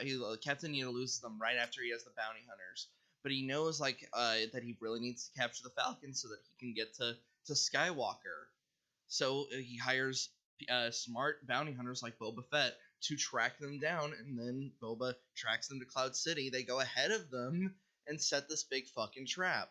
Darth Vader's incredibly smart, and then he starts this whole scheme And with we're shown that. yes, And I think that's what makes him a better villain, is that we're shown that he's smart, that he's effective, that he's resourceful, and that he's determined to fucking kill the protagonist. it even shows in the Those are what make him a good or antagonist. yeah, it's even in the fight versus Luke in Empire, even when Luke gets the upper hand for even a second, Vader almost immediately swats his ass down. Like when he kicks him off the thing and they go into the second room, where then Vader just starts throwing shit at him. He's like, "No, you are outclassed by me." And then when they have the second that Luke even lands a hit on his shoulder, and then Vader's just like, "Oh fuck this," and cuts his hand off. Once he's done toying around, he gets serious and shit gets done. See, and that's off for the most part. That's at the top of everybody's fucking heads. That's a better explanation of the antagonist, as opposed to Young Defiant, who is just saying he's a good we've got a good antagonist, not even mentioning his name. How do you even do that? How do you explain that this is a good antagonist when you won't even say his name? Like, who's the Or antagonist? give Well, examples of again, why yeah. he's good.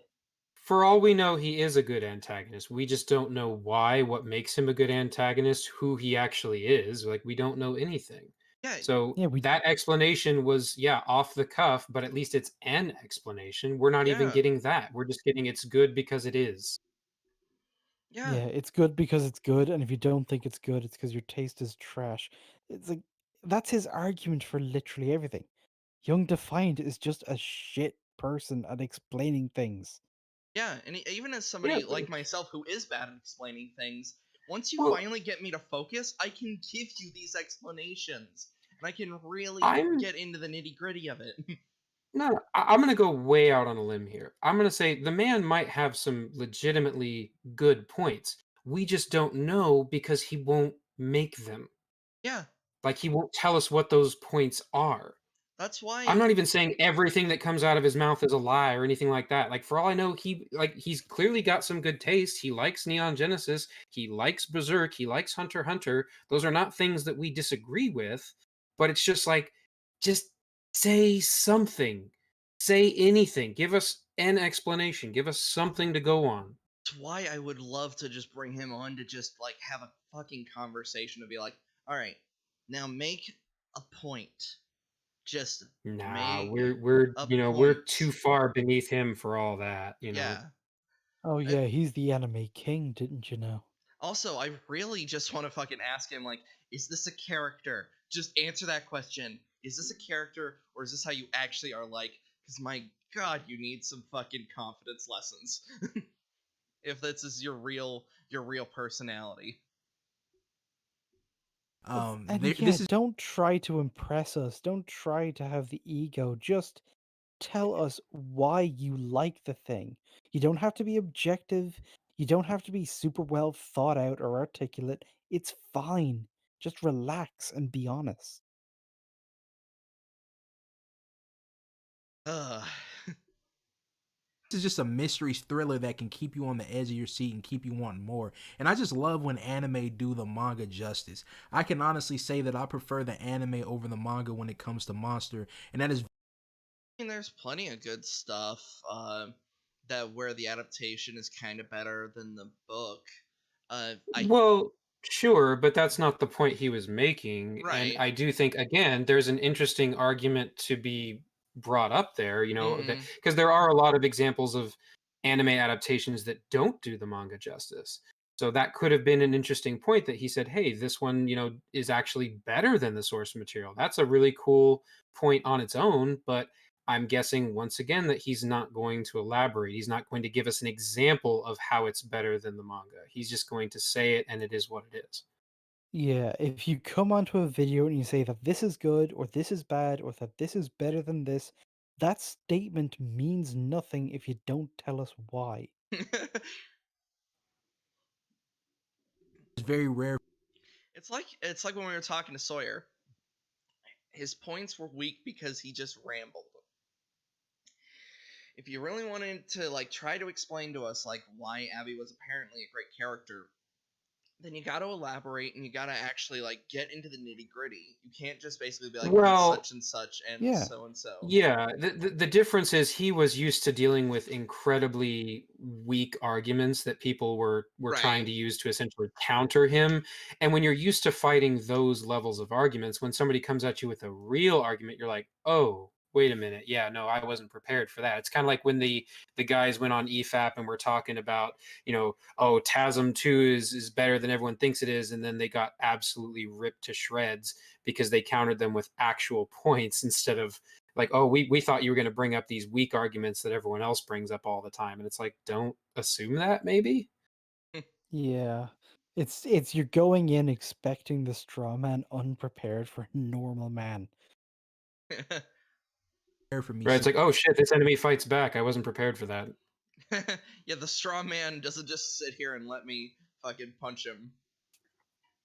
since the manga is And always at least then when we had that conversation with Sawyer, we were able to get down to it and find out how he got to the opinion he had. Basically that he was giving points for trying where we weren't. Yeah. And it's like, so that's where all those extra bonus points came from. Okay. Well, if you just kind of look at the way we've kind of assessed it, you'll see if we didn't give them those bonus points for trying, they scored no fucking points.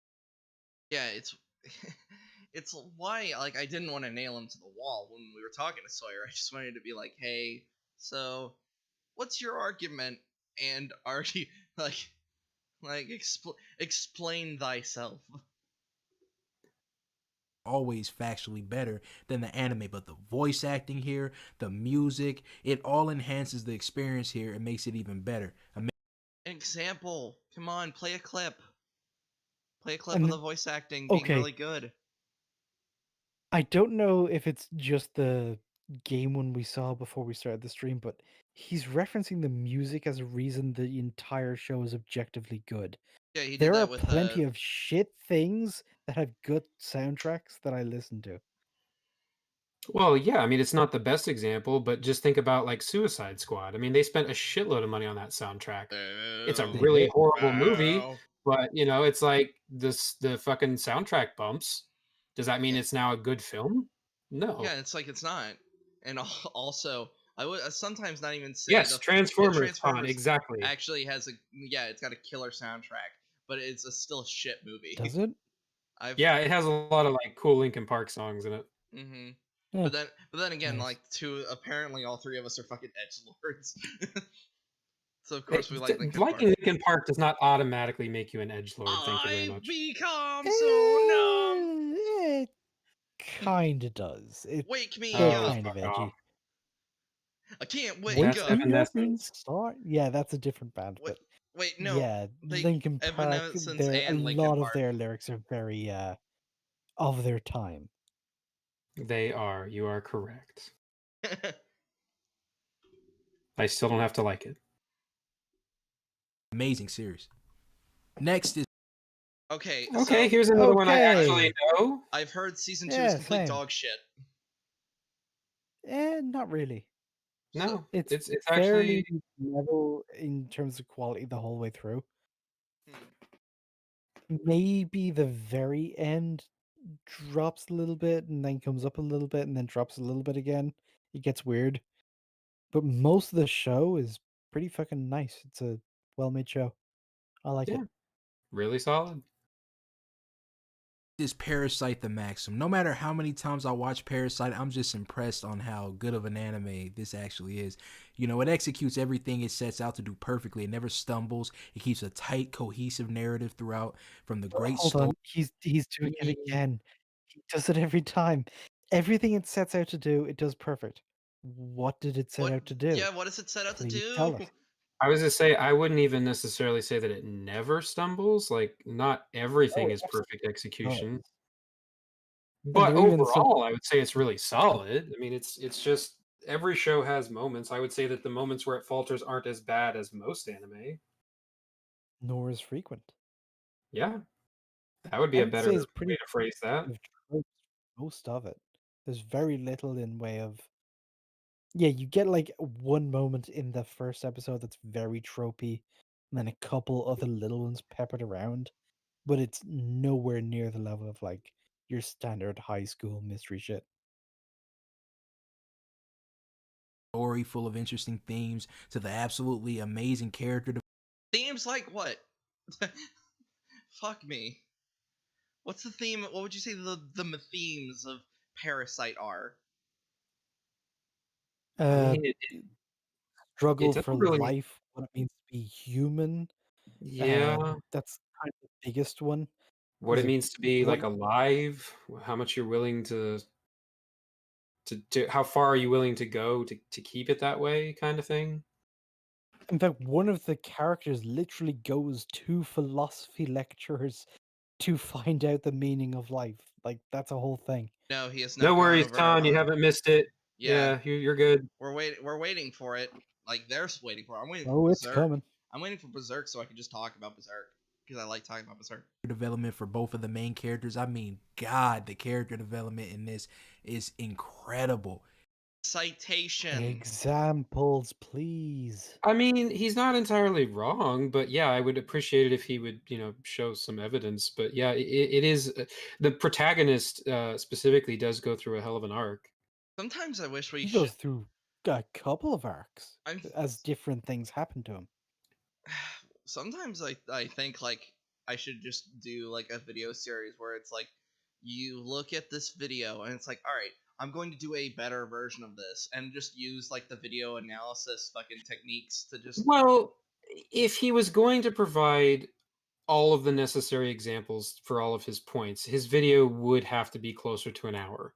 yeah. So, I mean, I guess if he's just wanting to put out like a really short, quick, listicle type video where it's like, hey, here's my top 10, fine. But I guess I wouldn't then add, hey, this is objective fact, and anyone who disagrees with this list is wrong. Mm. That's the Even part where with there's the disconnect. even with just that though, I would still require at least one I'll be right back. reason each as to why they're on the list. Not just it's good and like the characters are good, the music is good, the development is good, the themes are good. It's like these aren't points. Right? You're not really saying anything at that point. You're just kind of saying it's good because I say so. Which, fine. I mean, if that's your argument, but that's a subjective one. That's not objective fact, which is what he's claiming it is. And it definitely doesn't make you the anime king when there are other YouTubers who actually give good arguments. Yeah, that would also be true. And even here, looking at Okay. the Parasite poster, and I'm Whew. seeing the different characters, I remember each one in terms of what their function is in the story. It's like Okay. they're all Can you name? significant. They Can all. you name literal? Can you name everyone that's on this poster just to No, I even just cannot, flex? but mostly just because I'm shit at names. Fantastic. It's Yeah, that's more of a me thing. I take the L for that one. second to none. I mean, goddamn. And then you have a beautiful soundtrack. You have great animation. This anime has everything to look for when it comes to a quality anime. How could you not like this anime? This is what I'm saying. Like, I That can't. sounds so weird. This has everything you look for when you look for a quality anime, but anime can be in any fucking genre. The statement is vague to the point of meaningless again. I'm having such flashbacks to the last time we covered him, getting halfway through the video and just being exhausted. Take I'm some of you so glad this is the last time we're covering him. This is fucking torture. people seriously. There's just certain anime that if you don't like them, you're not an anime fan and you're just not. One true Oh, Scotsman look, there it is again. again. Yeah, if you don't like this anime, you're not a real anime fan. Well, what Hey, if you just don't like body horror? what if Or you you don't just? like aliens? Or you don't like sci-fi or anything? Yeah, What if it's just not... it's like if somebody said they don't like Berserk because they're not a fan of gore. I wouldn't be like, oh, you're just not an anime fan then. I'd be like, okay, yeah, that's understandable. Don't read Attack on Titan then. Attack on Titan is very gore filled, and I'd point to them something more like, I don't know, One Piece. One Piece doesn't have that much gore as far as I remember from the things I have read of no, it. not really. It's got a bit of blood here and there, but it's not really a gory show or Hmm. comic. Like I said, there's like everybody has their personal tastes.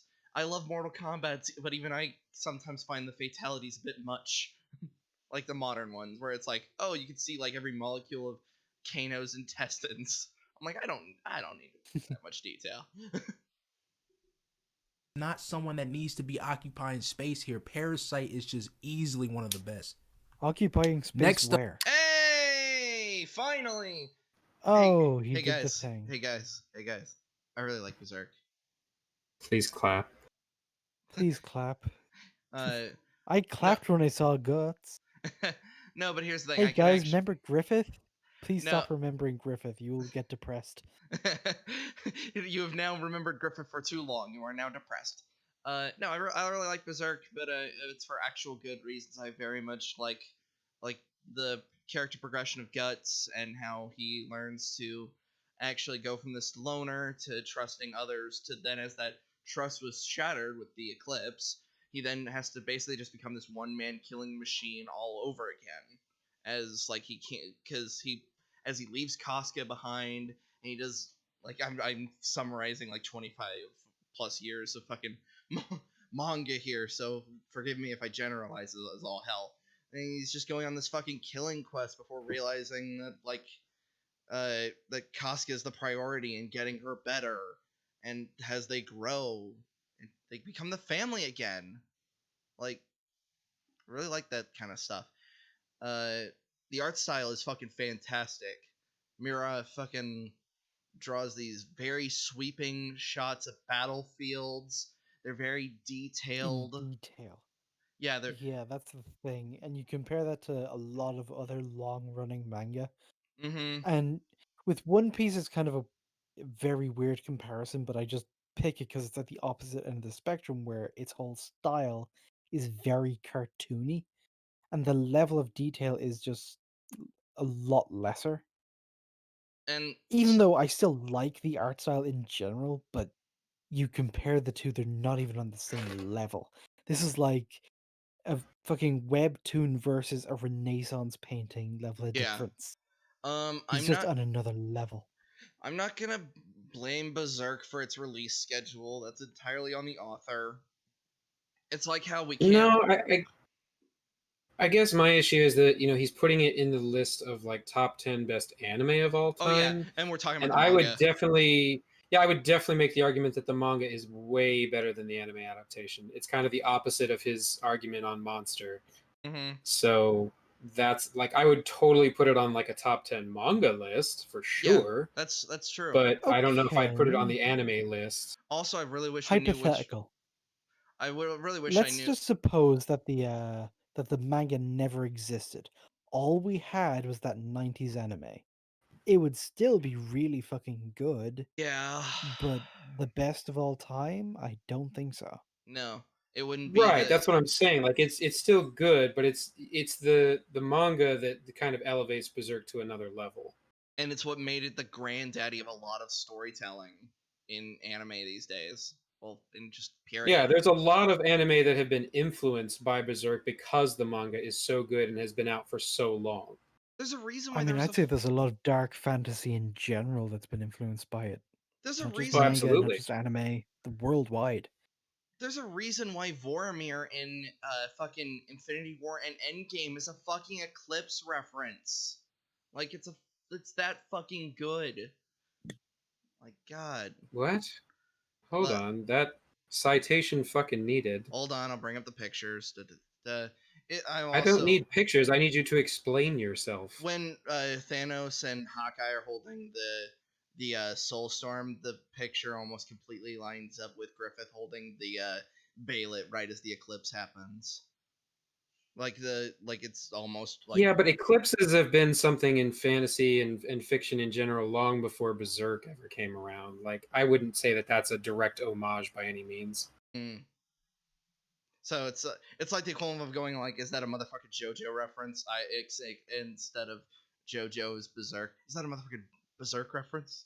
I And whether or mean, not it you could actually point is, at random objects in your house and say, "Is that a JoJo reference?" And you'll probably write, "It is," because a lot of things are in right? JoJo. Right. Sorry, the imagery is just so similar that it's like it makes me think: is it a reference or just like paying homage? Well, homage is a reference. Okay, moving on. Up, we have Berserk 19. Jesus, that was loud. You suddenly just got way louder. Did anyone else notice that? No, same volume. Weird. 1997. You know, even after all this time is crazy, this is still the best adaptation of Berserk. Those movies and that 2016 Abomination are not worth mentioning at all. This is the realness, right? Hold on, the movies are pretty decent. Like they're not as Eh, good. They're not as good as the '90s anime, I'll admit, but they're still worth mentioning. It's really so. We as well. You were in the bathroom or wherever you were going. Ninja and I had a quick conversation on like how the movies are pretty much like a good setup to get you to just read the damn manga. Like yeah, it's to that's get actually why I read the mangas, because I went through the 90s anime. I was like, okay, I want to see if this continued past that point, and that's when I realized, oh, that was just one arc. Holy guys. fucking shit. Yeah, I saw my introduction to Berserk were those movies, and then of course like the final shot of Guts wearing his black swordsman outfit going into like the dust storm. And it was just like, all right, I'm gonna read this manga. I'm just gonna do it, and it turned out to be a really good decision. Then I watched the '90s anime. It's like this is pretty good. Mm. The only problem is like the movies to make them like feature film length, even though they're a trilogy, they do have to cut out a lot of context for stuff. And going back to the video, it's just what I said before. Mm-hmm. He's making an argument from adaptation, which is not very strong. He's just saying it's the best version of the Berserk adaptation we have, Yeah. which is not an argument for why it's one of the top 10 anime. So here's a question for you guys. Uh is the art style the reason why the 2016 version failed? I It's mean, it one of didn't them. help. Yeah, I'm trying to, the art because style's really fucking bad. yeah, it is that bad. There's that famous GIF of like Guts trying to walk away, and it's literally like a JPEG hopping back and forth while talking. Yeah, I don't care which anime, like any ones that use that style, it's not a good look. I was like, Please stop doing it. uh, I would even argue that in something I kind of like Goblin Slayer, I was about to say, does a Goblin Slayer do that? anytime that comes, yeah, it comes up on occasion, and those are kind of the worst moments. I think Goblin Slayer himself is CG, where everybody else is 2D. Well, the bits that are CG are a lot of like the flashy, where they rotoscope the camera or they get some crazy angle and it looks like a video game cutscene. Or when they do the red Those eye thing. depends. I think there's one shot in the first episode where he's marching towards the camera and he does his red eye thing, and that's CG. And because it's the first episode, it's one of the clips that everybody grabs. Have you heard the theory that Goblin Slayer is a D&D game where the player's just ignoring the That's DM? not a theory, that's actually canon. Oh, okay. In fact, in one of the intro cinematics, they literally say the gods are literally just a bunch of people rolling dice, and that there's just this one player who insists on doing nothing but killing goblins. And when they roll the dice, if he possibly dies, he rolls like a 1, but he just gets up anyway. It's literally, he's just ignoring, he's ignoring the DM. He's like, no, you died. No, I didn't. Which would normally Or he probably, just, which would normally cause the he DM to rolled like a nat super 1 kill on him. something, but depends.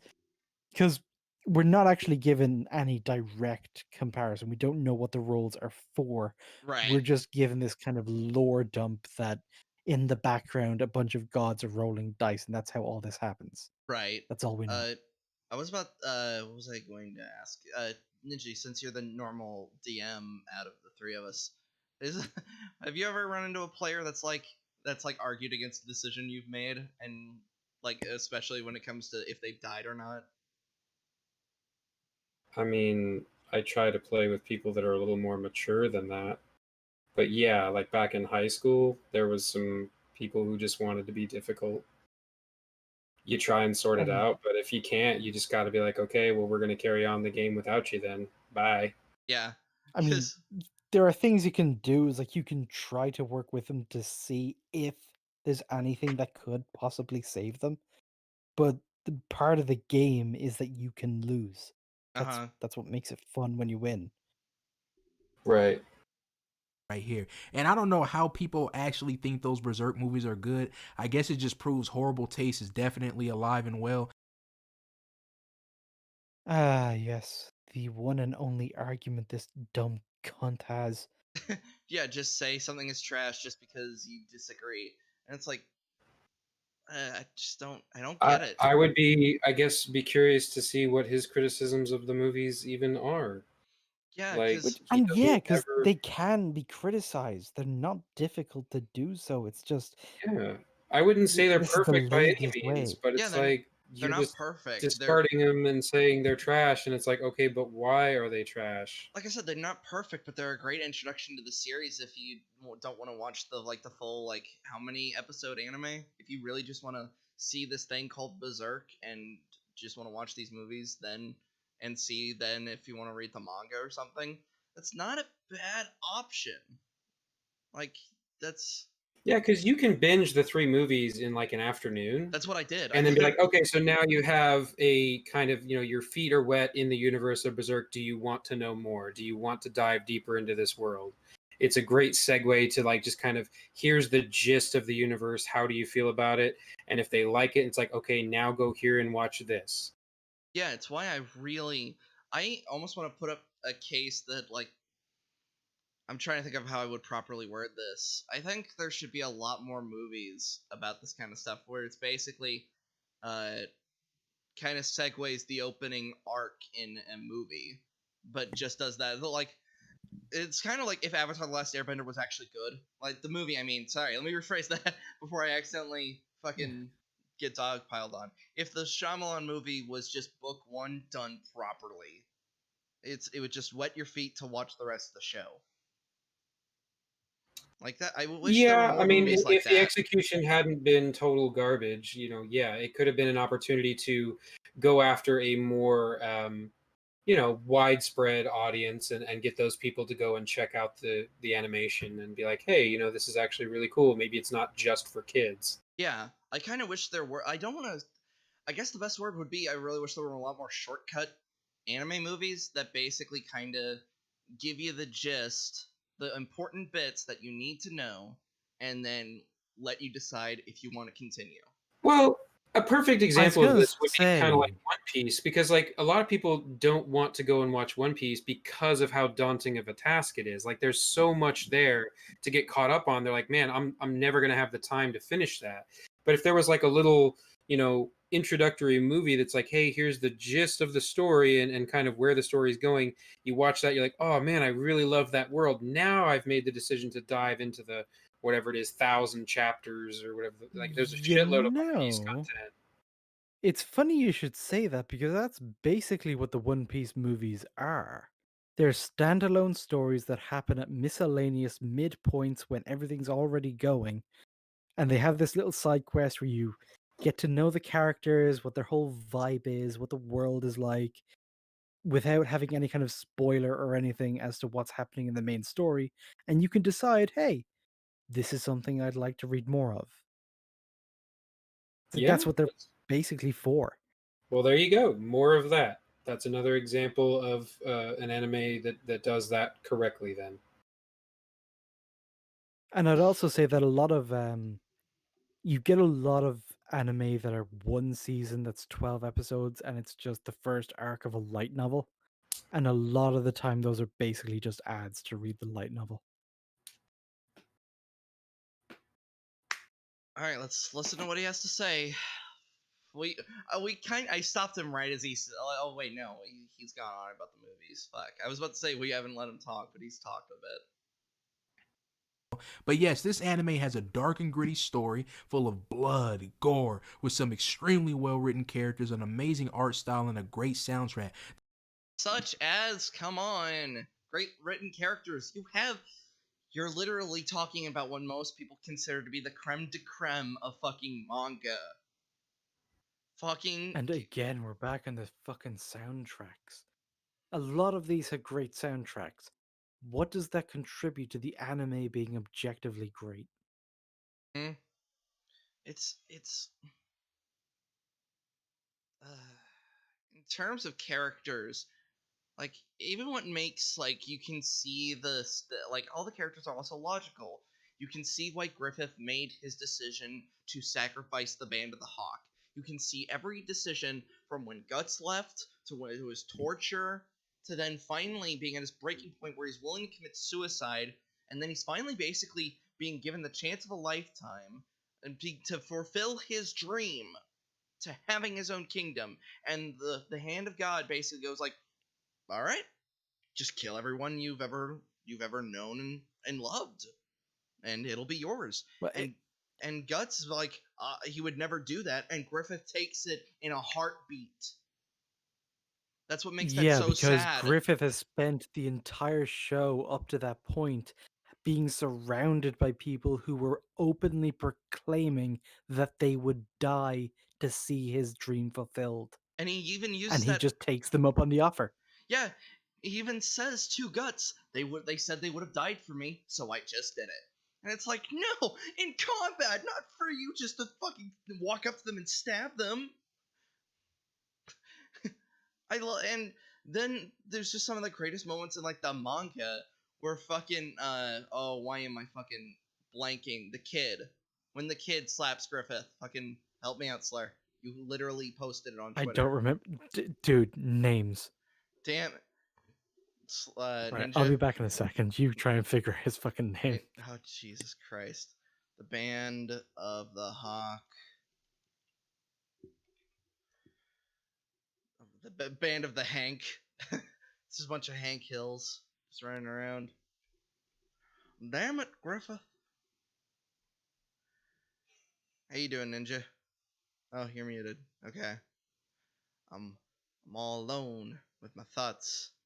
Well, actually, there's a person behind me. Hey, sweetie. How are you doing? You doing good? Uh-huh. What do you think? What do you think of Young Defiant? He's shit. That's great. Great talk.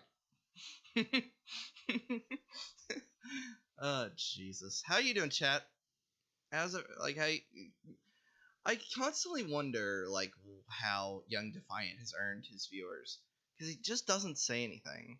I see like those 21 plus people, and it's like, what?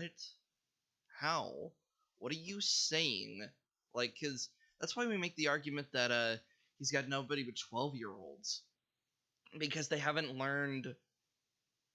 I almost want to say they haven't learned how to properly be on the internet.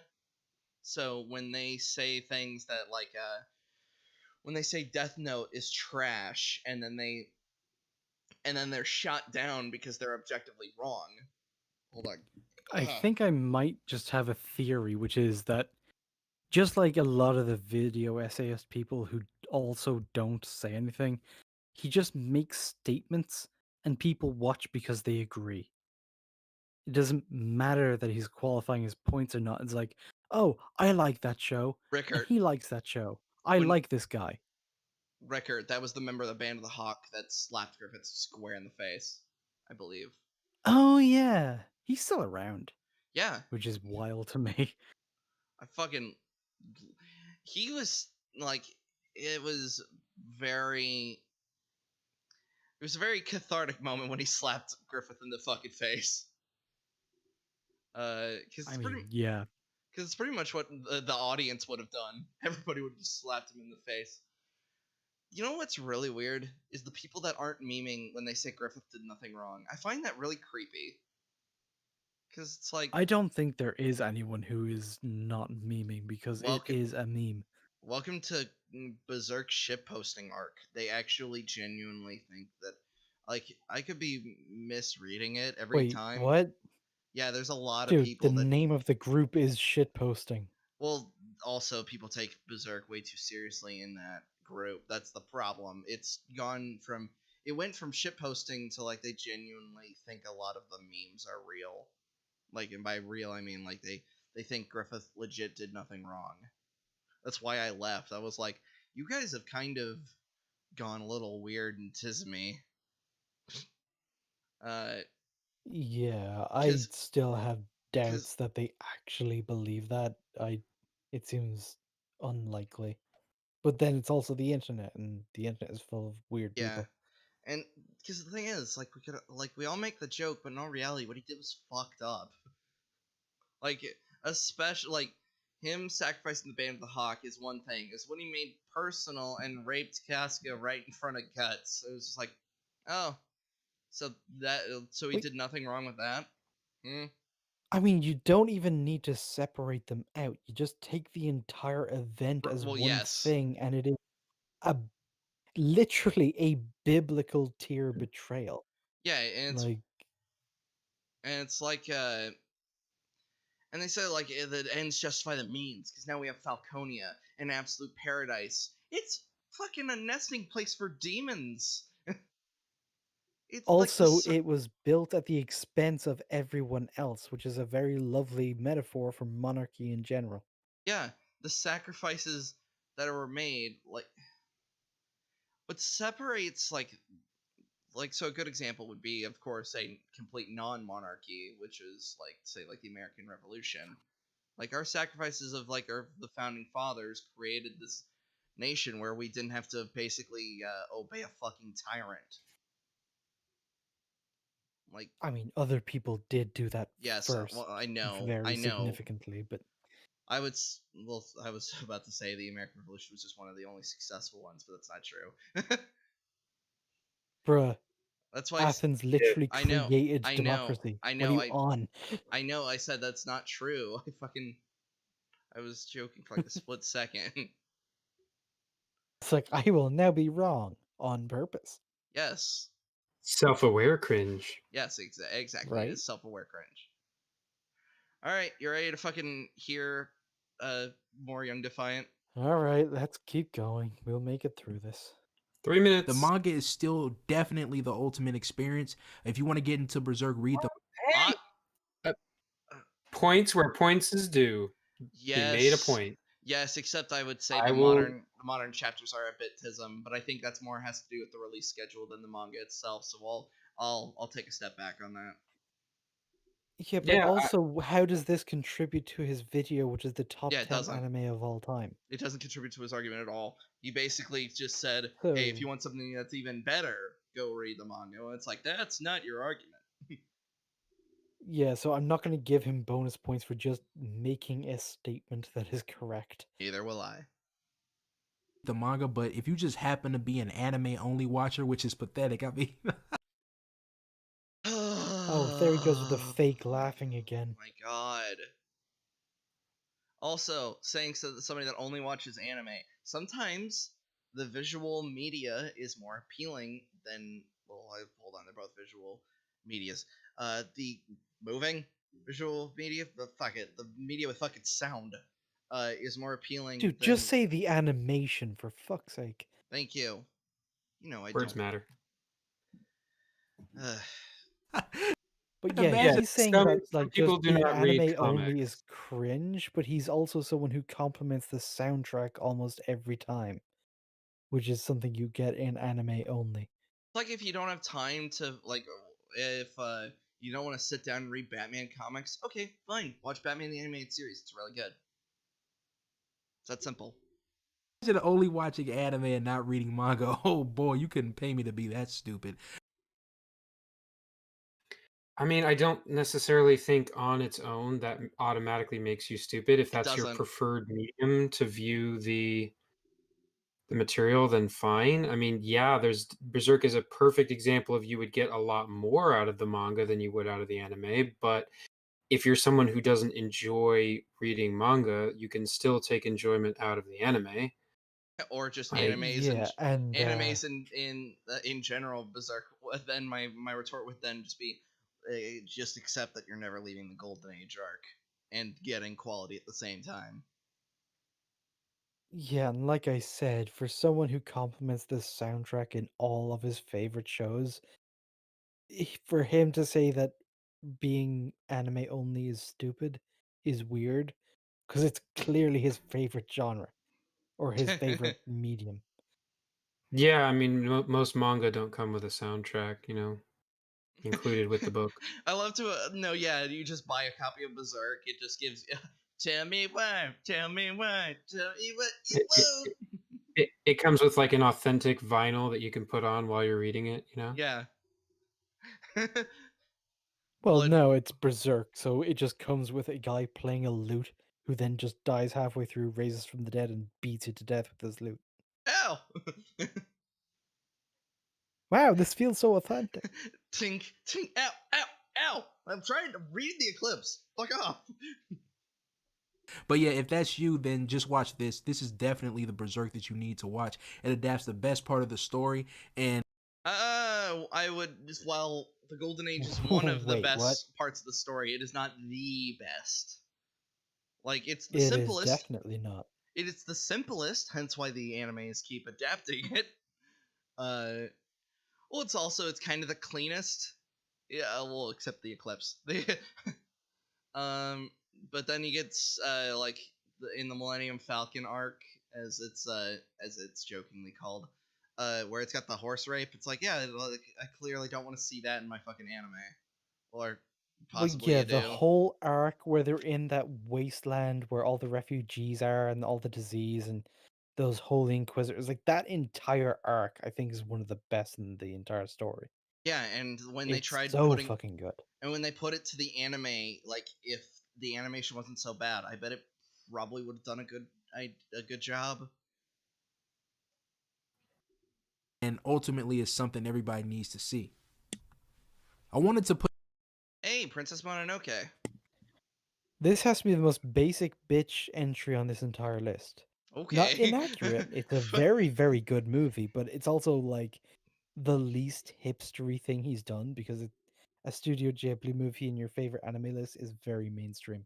Yeah. Yeah, it's basically hardcore Fern Gully. My favorite has to definitely be Howl's Moving Castle. What's I'm your very partial to Castle in the Sky and also Nazca and the Valley of the Wind for different reasons. Oh wow, you. I mean, Princess Mononoke is good. I do think it's a little odd that this is the first anime on the list where it's just a movie. Oh, remember Like there is no. in his worst list, he put like a movie in there as well. Yeah, I guess he did. It seems odd. Like if you're gonna do your top 10 best anime of all time, like you'd think you'd kind of separate those into two different categories, but I guess not, which is fine. I mean, it is a good animation. Like the visuals are good, the story is pretty good, very easy to follow. But it's just, like I said, it's Fern Gully, but like rated R. I mean, I don't know what you want to say. You know. I don't actually think it's rated R. It is rated, I think, Well, no, I mean parental in the sense guidance for that us. in the terms of it's like people get decapitated and like there's a lot of violence and gore. Oh yeah, I'm looking it's it up right awesome. now. Princess Mononoke rating. What was it rated? Thanks, Google. Okay, I'll just go into the actual IMDb page.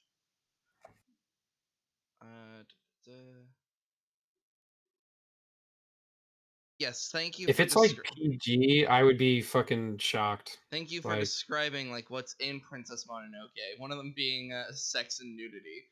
It's like yet you won't tell me what it's actually rated by the fucking what's our fucking ratings board called? I only know the ESRB or the FDAA. Thank you, hon. FT. Okay. Oh, MPAA. That's what happens when you try to talk to somebody with noise canceling headphones. Everything just comes on. Almost like the noise is being cancelled by something Yep. strange. Oh, it's PG strange 13. indeed. It's PG 13. Yeah, so pretty low rating for Something with decapitation. decapitation and shit. I was gonna say I wouldn't they don't exactly actually show show this a lot to of my gore. children. I mean, depending on how old Yeah, they they are. do. They absolutely do. I I can't just remember how rewatched old this I the was when other I saw it. day. Like, there's a shitload of gore. What's his name? The pig chieftain is Oh, like with the rotten flesh and everything? no, That's no, not. not the rotten flesh. No, when he's like bleeding the fuck out because he's been shot multiple times, and they're trying to get Oh, him to walk to the life lake or wherever where the spirit of the forest is. Like he's bleeding out and hacking and coughing up blood everywhere. Like it's yeah, there's a lot of moments where there's yeah. gore in this movie. But I mean, you're not seeing get disemboweled or like I his mean, there's guts no like pouring out or anything. intestines, but there's plenty of blood. I Like the mean, is first that time you're enough to what? introduced to Sen, she's literally sucking the blood out of a wolf's bullet wound and gets blood all over her face. Yeah, That's how you're blood, but is introduced. blood a no kids allowed thing for you? Because it was never that way. In compared to like Disney movies and shit, yeah, kinda. Most animation that's aimed at children does not have heavy amounts of Oh, blood in it. absolutely. I meant more just as a parental rule. Like, okay, growing up, blood was fine. Just horrific, disemboweling, decapitated heads everywhere. It's like actual horror shit. That's what wasn't allowed. But just a character being shown to bleed was fine. Yeah, I mean, most of the like, I don't think you could show blood and have it be like G rated, but there's multiple arms that get chopped off. There's multiple heads that get either chopped off, shot off with an arrow. Like instead of just putting a hole I through their remember that. head, like it literally decapitates the guy. I was going to say a good Yeah, example of PG 13 where it definitely shows it is Alien vs Predator. Remember, whenever somebody dies, we just see the blood splatter onto something, and then that's the end. Right, but yeah, that's not that's why like I was a allowed an to watch that movie so animation. young. One anime movie on this list, and Princess Mononoke is hands down the best anime movie I've ever watched personally. It's just a beautiful depiction of man versus. Bullshit. It's not even the best Also, fucking Ghibli movie. isn't it odd that he kind of makes that statement after was making fun of people for being like, in my opinion, personally, whatever, like not that long ago when he was talking about one of the other entries on the list, he was like, I hate how people do that. And then he turns around and does that. Oh no, but it's different for him because he's like better on than another us. level or some Yeah. Yeah. bullshit. Yeah. Okay. I'm sorry. I forgot my place. My I bad. was going to say, didn't you Yeah, know but Young when he Defiant's says better it's than the you, best Ninja? anime movie he's ever seen, it's like, has he seen Blue Velvet? Has he seen Paprika? Has he seen like some of what are generally regarded as the best animated movies of all time? Versus nature, able to combine realism with fantasy in a way that's honestly just impressive to me. And the thing I love the most is no one in this What anime truly feels realism is he talking about? Like, this is, I would not exactly describe this as a realistic movie.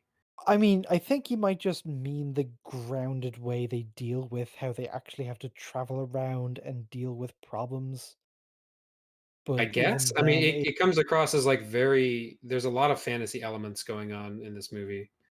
yeah, I mean, the first thing the guy does is get like a demon power up that's killing him. That's why he's able to shoot people's heads off.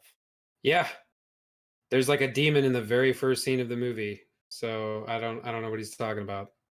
But okay. Now, I will say is like the way it's handled is very grounded. Like we see how he has to use very human abilities and resources to deal with the problem. And then he Sure. also has to deal with very mundane shit when he's going around, like just being able to set up camp and have some food to eat. So we see those gritty details of just living in that world. But I just say that's good world building. I don't say that's realistic. Yeah, there is a difference. feels like a villain. You know, each side is just doing what they think is right, regardless of whether or not it is. You know, the story is amazing, full of great tension and suspense. The characters are interesting. I mean, Yes Name and a no. character. Well, hold on. Before Mononoke. we even jump to that, Shush. he he said that, both sides are kind of portrayed as not necessarily being the villains, and that's not exactly true. I Yeah, I mean, there's think what he there's meant moments of it. was that I think what he meant was that neither is being displayed as like explicitly evil for the sake of being evil.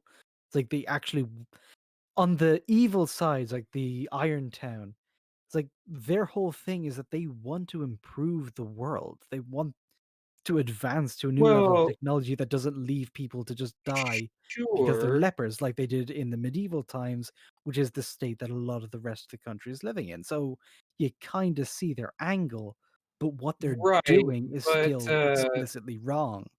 the lady and her hunters are pretty much like the whole third act is those, like when they basically separate from Irontown and leave it behind to be destroyed so that they can go after the spirit of the forest. That little sect or group of antagonists is shown to be almost cartoonishly evil. Especially that guy with the gap tooth.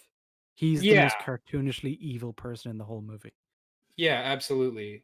Like, so not like all of the people of Irontown, I agree. Like, they're just shown as being normal town folk just trying to kind of make their way in the world. They're not inherently evil. I agree with him there, but there is absolutely a quote unquote real antagonist that's like, causing all this shit to happen. And they are evil for the sake of evil.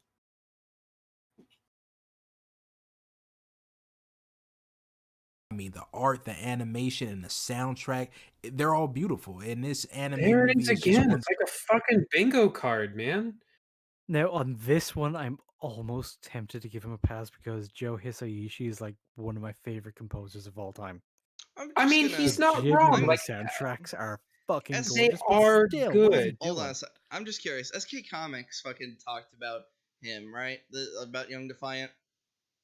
Yeah, I think his videos, I don't know if he made more. The two that I saw were specifically about his like Spider-Man PS4 reviews and his takes on that. Mm-hmm. All right, just But I don't know if another. he made other videos about him or not. You guys keep talking. I'm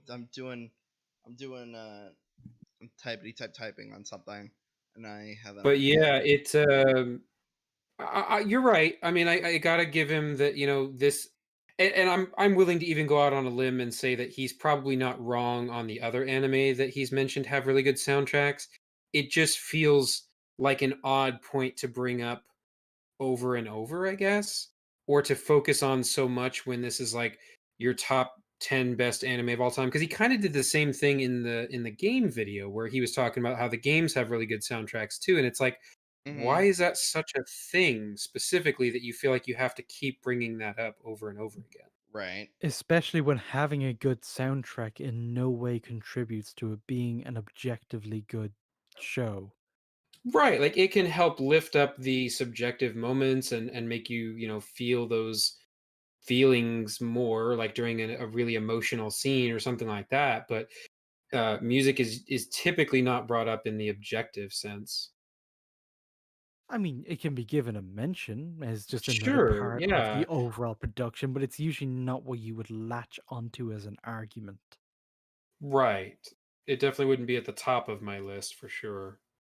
And even then, going to the animation, again, the animation in this movie is gorgeous. It's not why the story is coherent and consistent.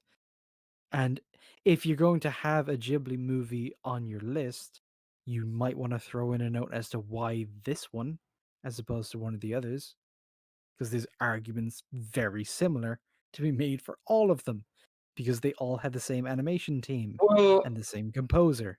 I can't say that this is his take, but since he's not going to give us more information, a lot of,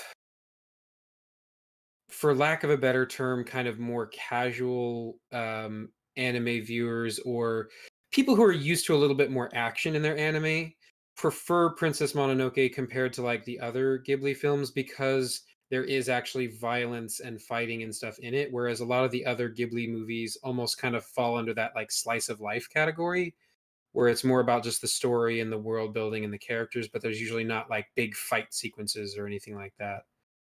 So Um, Princess Mononoke kind of caters or at least attracts more of that type of viewer. Like if you got into anime as one of those people who grew up watching like DBZ on Toonami, you're going to be more attracted to a movie like this than you are, say, Spirited Away. mm, yeah, Spirit Away, Ponyo, to a degree, Arrietty, they're more on the slice of life kind of side of things. Spirit Away is in firm fairy tale territory though, so it's kind of a Yeah, weird one.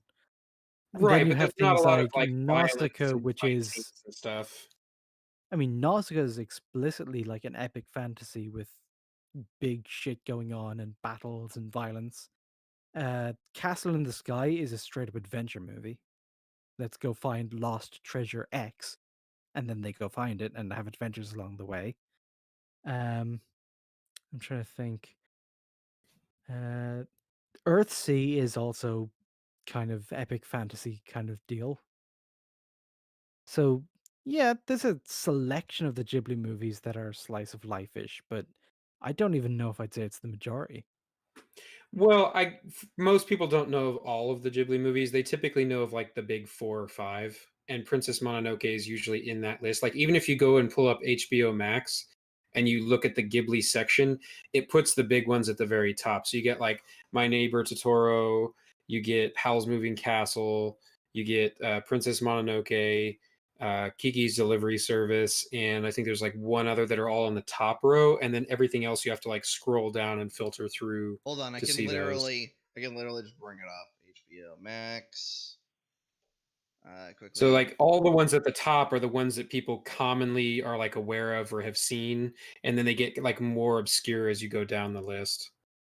Like there's a lot of them that I haven't seen, Okay, so but at the top, so most of the popular ones are at the top. so here, I will say the My Neighbor go on. Totoro, Spirited Away, Kiki's Delivery Service as like. All right, I guess I need to bring the page to full screen. Uh, and Kiki's Delivery Service, Howl's Moving Castle, and Princess Mononoke. Those are like the like top of the absolute list. Then when you scroll down a little bit, Ponyo, Secret World of Air. Oh god, this is gonna show how fucked I am. Arrietty. Earthsea. Thank you. Yeah. Uh, Whisper of the Heart, The Cat Returns. Ooh, You I get the forgot point. those ones. Now, Cat Returns, yeah, going down that list, I'd say it is a good half of them are slice of life-ish. Hell's Moving Castle, I put in the same category as Spirited Away. They're both explicitly fairy tales. Yes, Yeah. I love Howl's Moving Castle.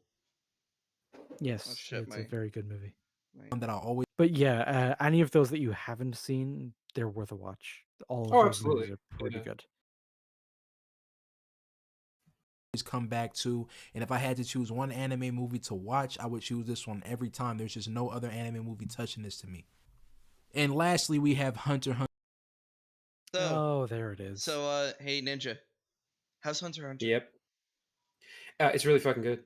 I guess I would be curious to see, is he going off of like which version of the anime is he going off of? Would That be my looks like the later one. That doesn't look like the 90s one.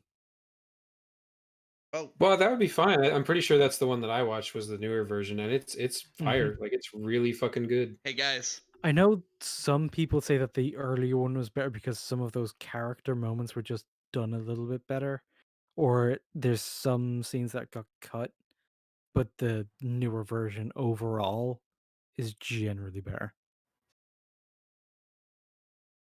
Keep What's up? talking. Keep talking. I've just got a surprise. Oh, okay, we're talking. Yeah, no, this is one of those things that I would, again, I don't know exactly what his reasons are, but I would absolutely put this towards the very top of my anime list. I love the world building, the character development, and the way that they specifically address the magic system and the power levels, and how characters actually have to train and develop their abilities. They don't just, inherit things, or they show up to a fight and they just have some new power that's never been addressed before. Like a lot of anime does that. This one does not. Mhm. So everything feels very, very earned.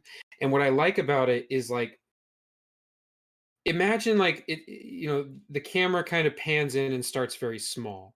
Like you're basically focusing on just this core group of characters. And then every time they move to another arc, it's like the camera kind of zooms out and the world gets a little bit bigger. But every time that happens, what they thought was the power ceiling goes way the fuck up. So it's like you thought these characters were like, oh my god, badass, undefeatable, and then it's like they will get their fucking asses handed to them because they didn't even realize what real power was. And then they have to work their ass off and train to get to the next cap. But then they hit that mark and it's like it happens again. So it's constantly expanding on what the limits of this universe are, but in a way that doesn't feel cheap or forced. And everything is very meticulously explained. Yeah, and always built on what came before, which is why it feels like it's Absolutely. always expanding. All right. Yeah. It's a very, very well done show. So in terms of how, like, because I know what Young Defiant says this is better too. He says this is better than My Hero Academia, which I'm not gonna It say is. whether it is or It isn't. is. Okay. No, it absolutely is, because like the big difference is with My Hero Academia, the quirks are just kind of something that you're born with, Right. and you do have to learn how to use them like as you grow up. I mean, that's the whole academy aspect of it, Right. and that's fine. But the terms or the limitations of what a quirk is possibly capable of, we don't know. Basically, anything can be a quirk.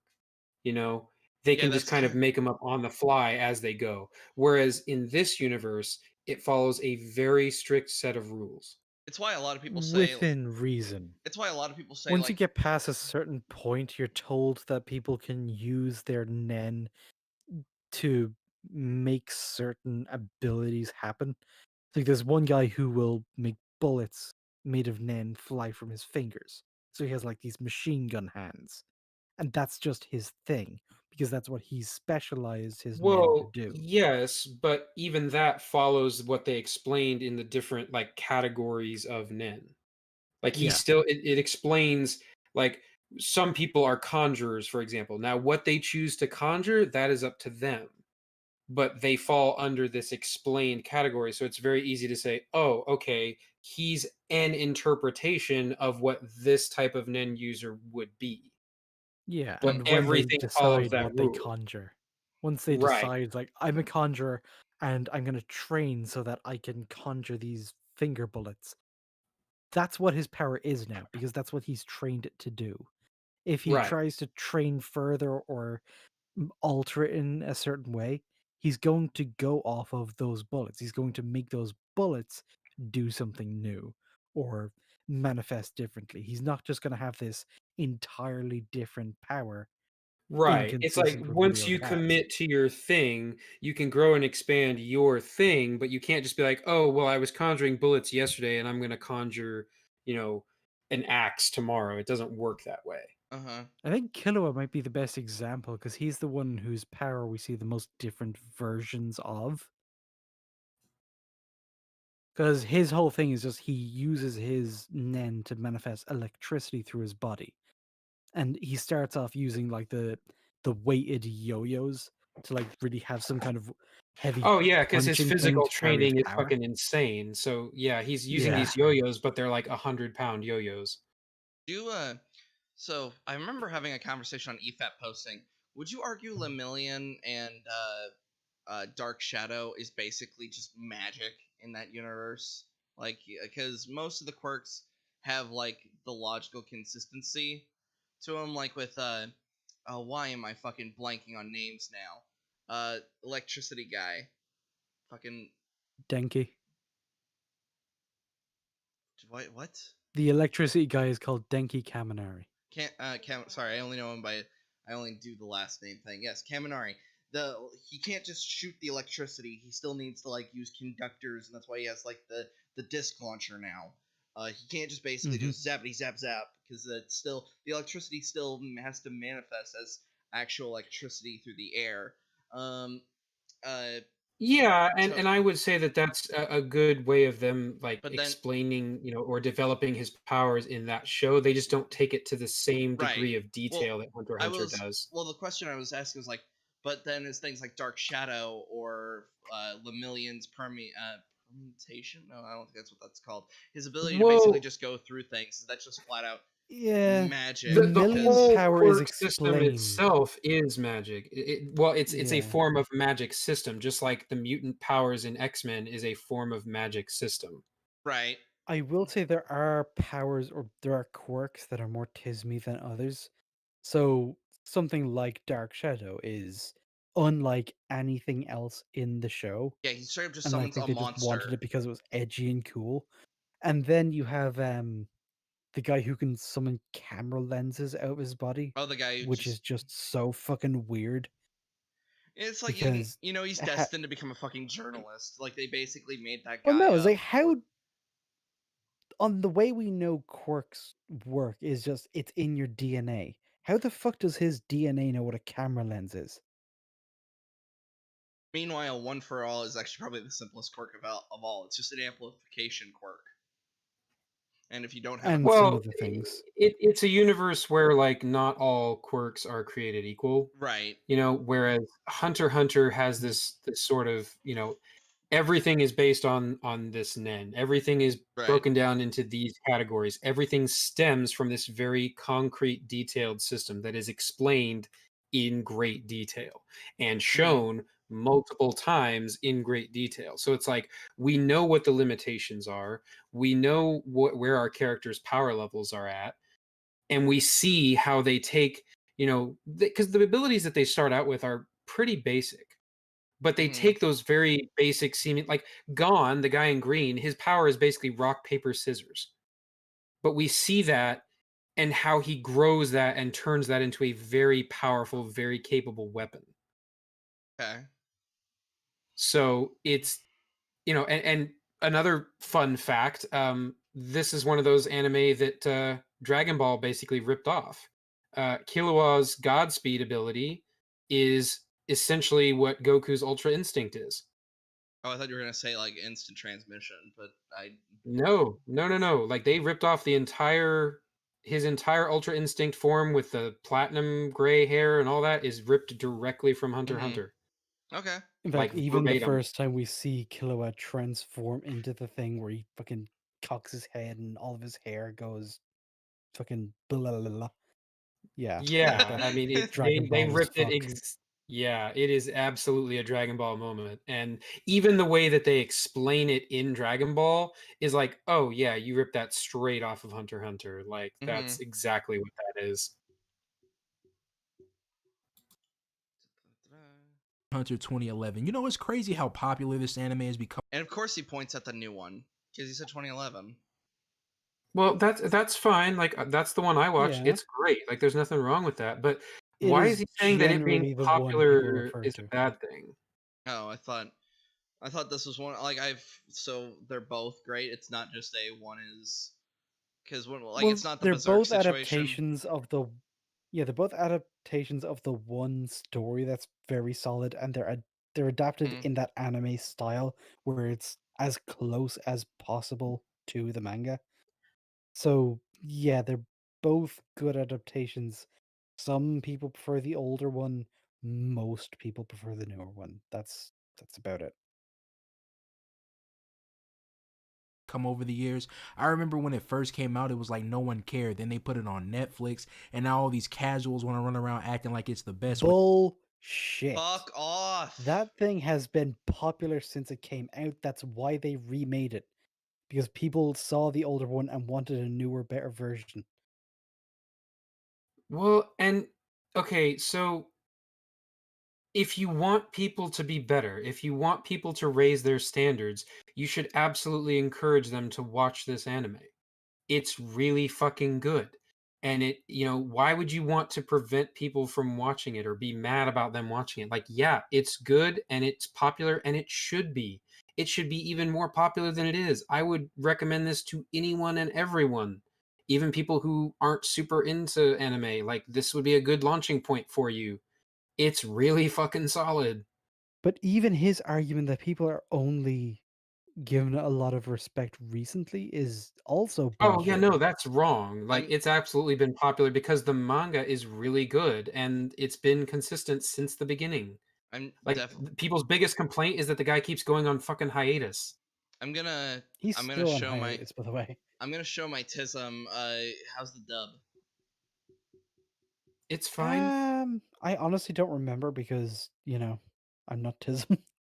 Fair enough. All right. I don't know if it's going to be that great because 2011 is quite a bit before dubs started getting a bit better. Which it is, but it's just crazy to see such a group of bandwagon frauds. You know, I've like What the What fuck is he what on about? what is okay? Hold on. I remember how we had that whole conversation while we were watching movie Bob. It was the why like what made a thing special before everybody else jumped onto it. Um, I, I I'm trying to think of the right wording here. That sometimes isn't necessarily a bad thing. Like people hopping onto Hunter x Hunter means more fans of Hunter x Hunter, and hopefully that means more stories that are of that high quality tier. Like, I Especially kind something of. like this where it's already done and it's not like a new influx of really shitty fans is going to ruin it somehow. Like, the story's told. They're not going to adapt anything further. Unless he, writes more, which is unlikely. Right. Now, I kind of get where this is almost comparable to the whole like some gatekeeping is a good thing argument that I've made a few times before. Like, I don't want it to become one of those things where it goes mainstream and then they destroy it. But like Fleur was saying, like it's already been adapted. The story is done, so it's not like they're continuing to just milk the shit out of it. It's a solid story from beginning to end, and this having new fans come in and appreciate that is not going to change anything. so yeah, And I will like say as well that the story does continue after the anime ends. But the thing is, the anime, if you watch it from start to finish, the 2011 version, where the anime leaves off, you have a full and complete story that's been told. You don't need more. You can exit there and be completely satisfied. Everything after that is just some more shit happening. It's a new arc that's still not finished. There's a difference between that kind of gatekeeping and like the kind. So what Young Defiant is, he's the toxic kind, where he's just like, no, no one else knew. Like you only like it because it's popular. Whereas like I think what most people consider to be a good definition of gatekeeping would probably be, well, the 40K community. We don't want these new people that just want female space marines because we know the lore. It's not physically possible in that universe. And they're like, just deal with it and make them. It's like, no. Like it's like where And you there, yeah, that whole thing is just tis me because there already are, female units yeah, the Sisters of Battle. the Just fuck off, people. yeah, but yeah, those don't count because they're not new and they don't have the diversity look. Well, It's yeah, they've got the it's the female same bowl cut. shit over and over. Yeah, Um, but but for something like this, again, it's just anytime people like a thing after he liked it, they're a fraud. And he really Right. loves that word as well. He loves the word fraud. I I think he thinks it's more powerful than it is. here's the thing: at what point do you engage the one true Scotsman argument, and at what point are you just trying to keep your community healthy? Like, I'm trying to think. Like, I don't want to say Star Wars. It's been done to death. Trying not to make the done to death argument. Um, And now it's the superheroes. only thing you can think of. Yeah. Superheroes. Yeah, it kind of did that. Where it's just like, don't do Star Wars, and then your mind just fucking blanked itself. It's like, oh no, oh no, oh no. Well, Because okay, for superhero comics. superheroes, you actually do have some good examples to go to because you have a bunch of people who've never read a comic but really like the Marvel movies. Mm-hmm. They are now a fan of some superheroes. Good for them. But then you have these other people who want to write comics but who really seem to hate all the established characters. Yeah, so that's why they turned Batman into an Asian kid and turn Alfred gay. Like, I don't think the thought process was exactly that direct, but yeah, anytime they have to tear down the old to prop up the new, mm-hmm. those are the people you want to gatekeep out. Because you totally want stories that involve Snowflake and safe space. You totally want Hon- those kinds of people, Honestly, right? though, I kind of do because I know that shit's gonna be funny. I think it's gonna be funny too, but I honestly do just want to see. Like this is just gonna sound mean, but it's like watching probably Safe Space or Snowflake just get fucking batted aside by the big. Like if they fight Juggernaut and just wait, are they Marvel or DC? Sometimes I just They're fucking Marvel. forget. Yeah, just watch Juggernaut just literally just smack one of them away like they weigh nothing, which they probably don't. It's like that's gonna Except that would it's never never gonna happen. Yeah, happen, it's and never we gonna know it happen. wouldn't. Yeah, they're gonna be unstoppable. Or if they're Yeah, gonna, they would. or if they're gonna have Juggernaut would problems. try, but they're both too fucking stunning and brave to be moved, so Uh he would huh. have no effect. Which is Or funny some bullshit. because Juggernaut's whole thing is that nothing can stop him. He literally is the unstoppable force.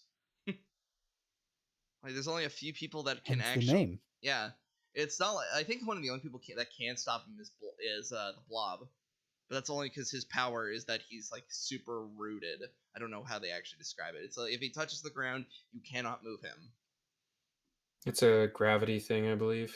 Yeah, like which is why basically in like so when in X-Men Origins Wolverine, it's why he stuck his hand in the fucking tank tube and it didn't even fucking move him.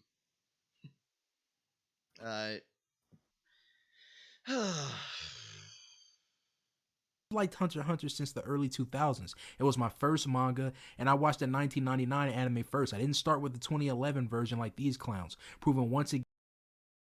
Wait, hold on. You just said you were specifically praising the 2011 version as your favorite. What the fuck you on about? None of this full sentence. He's talking about how somehow watching the old one first makes him more of a real fan than watching the new one first. I mean, I started watching the old one, and that's why I know about it, but then I realized there was a newer version. I was like, ooh, I could watch this good show, but with better animation. Nice. So, and then, but the 2011 version was the entry on his list. Why is he Yeah. this retarded? I watched the 1999 anime first. I didn't start with the 2011 version like these clowns, proving once again how truly great I am. Real Hunter x Hunter fan. But yeah, the story. Is So There you go. that He's a gonna be real your fan. if that's your claim to greatness, is that you're a real Hunter x Hunter fan, like, you go ahead and have it, dude. Fine. yeah, just here you go. Take your W, I guess. Yeah. Does Young Defiant have the fucking Jim Sterling effect? They're just so fucking slapping you in the face with their points that you just get so mad that you're not even listening to what they're saying anymore. You're just like, fuck off. Well, he's not saying anything, really. Yeah, that's the problem. At least Yeah. it's like I'm doubling down on my theory. It's just fucking middle school kids who are like, oh, I also like this show. That means I like him because he likes this show. yeah, He is correct. no, yeah. Subbed. What happened was it's literally just the fucking you are like an edgy 12-year-old. You were basically you didn't like this thing because you haven't developed like quality yet, and you say like online that like Death Note is trash, and then people who are like I don't want to say you're betters, but people who understand its quality and they like understand it better than you, they tell you that you're being an idiot and kind of bat you away, and then you land in the Young Defiant camp where he basically validates your shitty opinion. Like that's basically it. It's just a cesspool of people who were batted away for some reason or another, which is like, oh, good on the communities that batted these people away.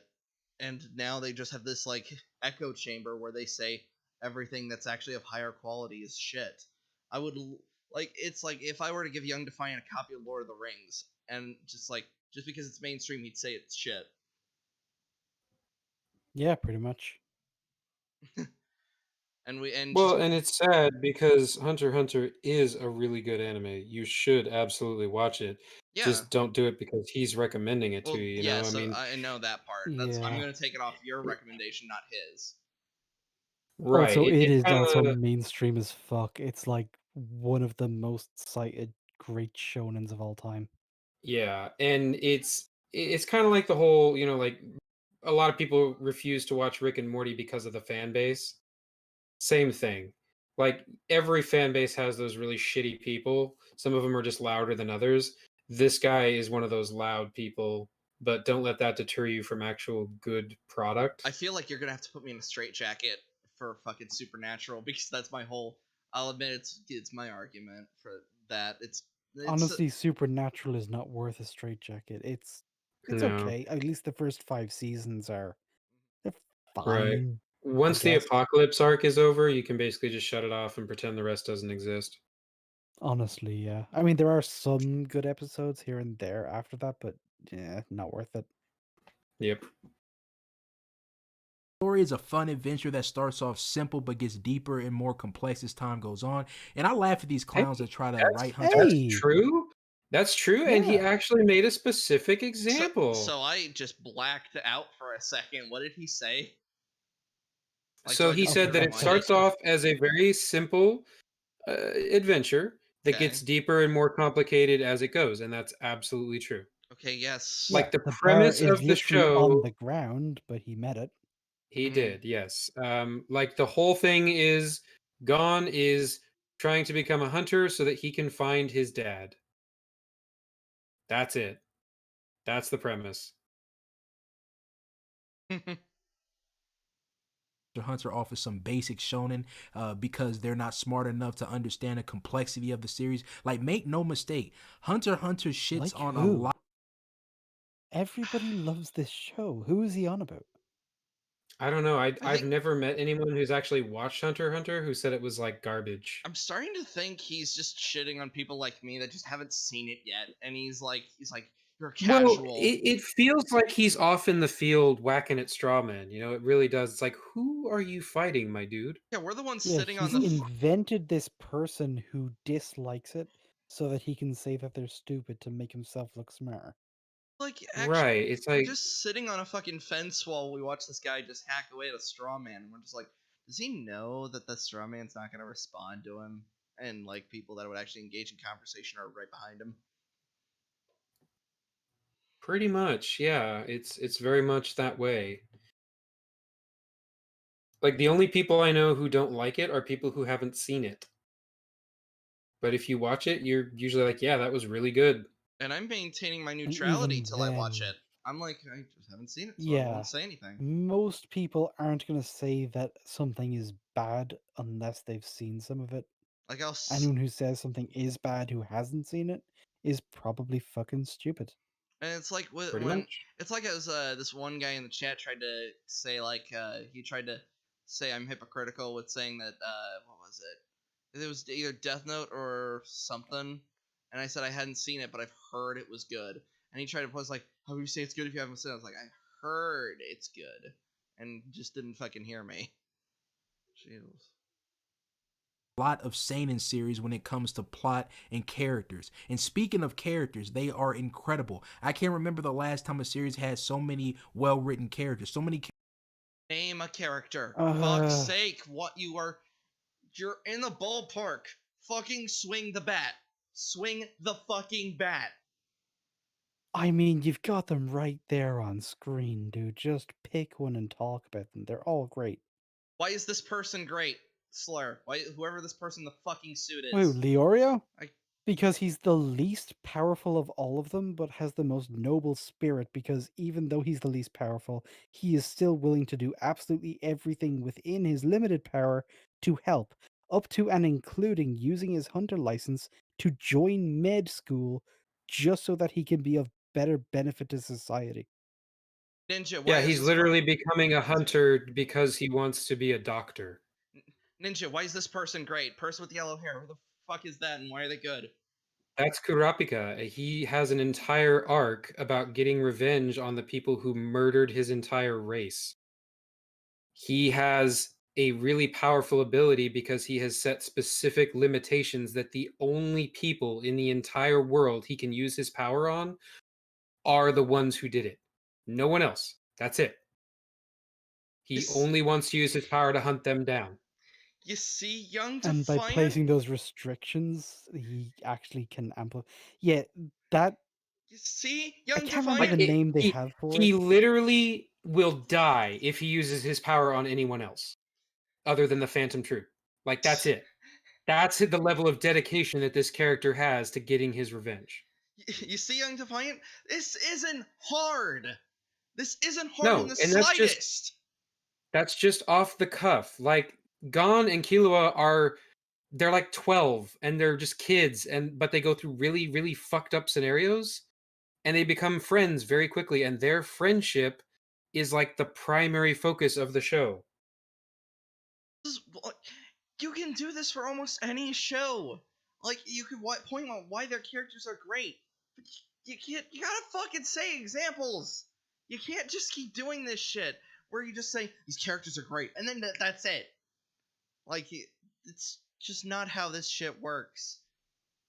It just gets me angrier and angrier considering like I see those numbers and he's not saying anything. characters that I like. You can't name a shonen with better characters. You just can't do it. So I actually am just gonna challenge you guys. Can you? I can't, but that's because I haven't seen this fucking show. A shonen with better characters. Yeah. It depends on the metric, I guess. Like what are you defining as, what makes don't them know. better characters? I mean, I don't know. there are shonen with more noble characters, I suppose. There's Shonen with shonen more that have powerful more characters. characters, but I would say this one has like while it has fewer characters, they're more detailed, they're more fleshed out. But like Mhm. after the initial Hunter exam arc, you really don't see Leorio and Kurapika nearly as much. Like No. Mhm. Kurapika has his one arc where he's going up against the Phantom Troop, but during his entire arc, you really don't see any of the other characters nearly as much. It's kind of like a I whole mean, dedicated side arc. there are shonen with more thoughtful, more introspective characters who delve into like their world philosophy and everything a bit more, but that doesn't make them better characters necessarily, unless you're just going pure subjective. So, yeah, weird question, but generally the characters here are really fucking good and well fleshed out. Sorry, it's just like he was just like name a better character, and I was just like, all right, challenge accepted, and then I was just like, okay, is there I mean, it depends on the metric that you're using. Like, right? what are you trying to measure by? Without knowing that, it's really hard to say, like, this shonen has better characters. It's like, well, what are we grading on? I don't know. I mean, if we're just going off the classic shitpost formula, none of them could slap Goku, so they're all shit. Yep. Do it. The fights are great, involving strategy. The power system is creative and unique. The animation and OST is fire. This is easily the greatest shonen ever created. One Piece, Bleach, Naruto, My Hero Academia, Attack on Titan, Full Metal Alchemist Brotherhood, etc. all suck and are complete garbage. I mean, at least he So made a point. Like, whether you agree with it or not, he said made a point that the power system is unique and creative. I will yes, agree. okay, but the current point he's making is that everything sucks compared to this, and I'm like, is this really going to be the creme de creme of just anime in general, It's, especially shonen? It's I mean, it's really, up there, but I yeah, don't it's know if really it fucking beats all good. those other things by that much of a margin. Mm-hmm. It depends on, again, what are you measuring by? Like, if world building and the magic system rules are what you're grading off of, I would say yes, this magic system is way better. The way that it's explained is way better than all of those other shows. But if you're grading on, like, well, which one is more emotionally resonant, I don't know, that's going to be subjective. It depends. Like, which characters did you empathize with the most? But the fight scenes are really good. The explanations for the powers in the magic system are really good. So you constantly understand the stakes. Like, you never feel like you just don't know what the Mm-hmm. scenario is. Oh wait a second. I just fucking. You guys keep talking. I've just realized I'm being an idiot. I could have just done this for a thing. Oh, okay. So if this is the last one on his list, are we now I'm done with assuming Healing it Defined, is. or are we going to watch the other one? Hold on, because I've What got other to. one? So we could either finish the gaming one, or as uh, or we could move on to a different video as like the entire stream just fails. Not stream. Hold on, The how's it failing? not the stream. Discord. Discord's just fucking with me right now. Ah, okay. I'm What is the other video he did so that we I'll had just on the roster? so hold on. Let me just throw up the banner and I'll just take a look see loo. Throw the banner up. Like I said, we could either finish the video game one, or we could, as I open that one, we could talk about the 11 manga you should read, or we could just close on a bang and just listen, watch his new YouTube channel, Goodbye Frauds, despite the fact he's made 6 whole videos after making that. Yeah, that's gonna give us nothing to work with, so I'd say we do the manga. All right. Although, like, is there even any point? It's Yeah, like I'm we I'm got gonna his say, formula nailed. yeah, he's not gonna say anything. Like, I'm willing to kind of put this to bed at this point and be like, this is all he's going to give us ever. Like, it's not worth our time, really. Like, if he was making an argument, even a bad one, it would give us something to, talk about. But at this point, all he is a springboard for us to have a discussion about anime, Mm-hmm. because he's just not saying anything of substance. And even the whole reason we covered him again is just to get the other side of it, and like I predicted, it's the exact same but in reverse. Yeah. Instead of saying this is trash because it is, he's saying this is good because it is. Okay. You It's know? like, this is good because the characters are good, the writing is good, the soundtrack is good, just like everything else on this list. The soundtrack is good. Also, if you don't think it's good, you're a clown and a fraud somehow, I guess. And not a real fan, and your critiques are poor. Yeah. I've got a quote unquote special guest I was trying to surprise you with. Mr. SK Comics, who also touched Young Defiant. Well, not touched. That sounded awful. He touched Wait, Young he Defiant. what? I was just saying, whoa, my dude. I like, mean, we that's- don't like him, but we're not going to go that far. uh, uh,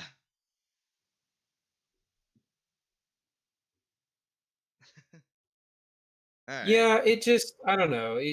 I would, I sent him. if he was making points, you know, that would be one thing, but Mhm. he's just not saying anything. And, you know, clearly we've ruffled the feathers enough to have attracted a few of his, you know, whatever he calls his real fans, His you know, quote whatever unquote his real name for them fans. is. I wonder. Yeah, Yeah, his he quote calls them unquote the real real fans. gamers. Uh-huh. Yeah, the real gamer army or whatever they're called. Like we got some of them to drop by, and you know, Mhm. whatever. I mean, that's no sense in beating a dead horse. There's just nothing here to really, like, it almost makes me feel bad because it doesn't feel like he has that same sort of weight that, like, you know, the typical EFAP villain does, you know, where it's like his content is worth covering again and again. It's like, it's really not, though. Mhm. We saw his bad take, we saw his positive take, and they're both kind of bleh. So it's like there's greener pastures out there, man. You know, Yeah. let him have Right. his 20,000 fans and let him do his thing and whatever. You know, just leave him alone. All right. I just have to think that all 20,000 of those people, I mean, we're looking at just subscribers, not his actual view count, right? Right? Yeah, his actual channel has view- 20,000 Yeah, subscribers. let's see. Well, that's the problem. I mean, he's damn near hitting half of that every single time. And Attack on Titan reached like 100, like a Cyberpunk, Attack on Titan. Like he's way. Yeah, I mean his view counts are pretty good for the size of his channel. Pretty healthy. So I mean that there's you do you, It's my just dude. that Like, you know. all 10K of those people, every other YouTuber they follow that talks about anime, they have to be better than this, right? Yeah. Well, it was kind of like I was commenting on the other day. You know, he talks about in I don't think he's done it in this specific video, but he'll often bring up how, you know, there's a whole bunch of like frauds and people that try to copy his style, and I'm like, I have never seen another YouTuber with this sort of persona, I guess, for lack of a better term. You know, Yeah. that does this shtick and makes videos like this and talks to his audience like this. So I'm not even sure that's the style he's talking about when he says that. The I idea think he that literally just touching. some guy talking about anime over pictures of the anime, Mhm. which is not his style. Just people though. Yeah. It's just. It's like as Slayer was saying way earlier. It's like it's so exhausting talking about him, and uh, has yeah. our stream been disliked into oblivion yet? Let's find out. In terms of the Oh yeah, there were analytics. two. Oh Into my Oblivion god. apparently means two. Two Two dislikes. people. The two people that showed up and said that the channel was bad, and it's like, okay. You do you. Your opinion means absolutely nothing to me. It's like Thank you. your boos mean nothing. I see what makes you cheer. It literally is that. Literally. Wow, how dare you make a Rick and Morty reference? You of all people. Oh, it's season 3 that I just didn't like. I liked season 1 and 2. It was just 3 that I'll take another look at it. Just season 3. It's fine. There's more important things on the watch list. I just think it's one of those things that gets a lot of like hate because of the fan base, and it's like it's pretty good. I think I remember. I think it was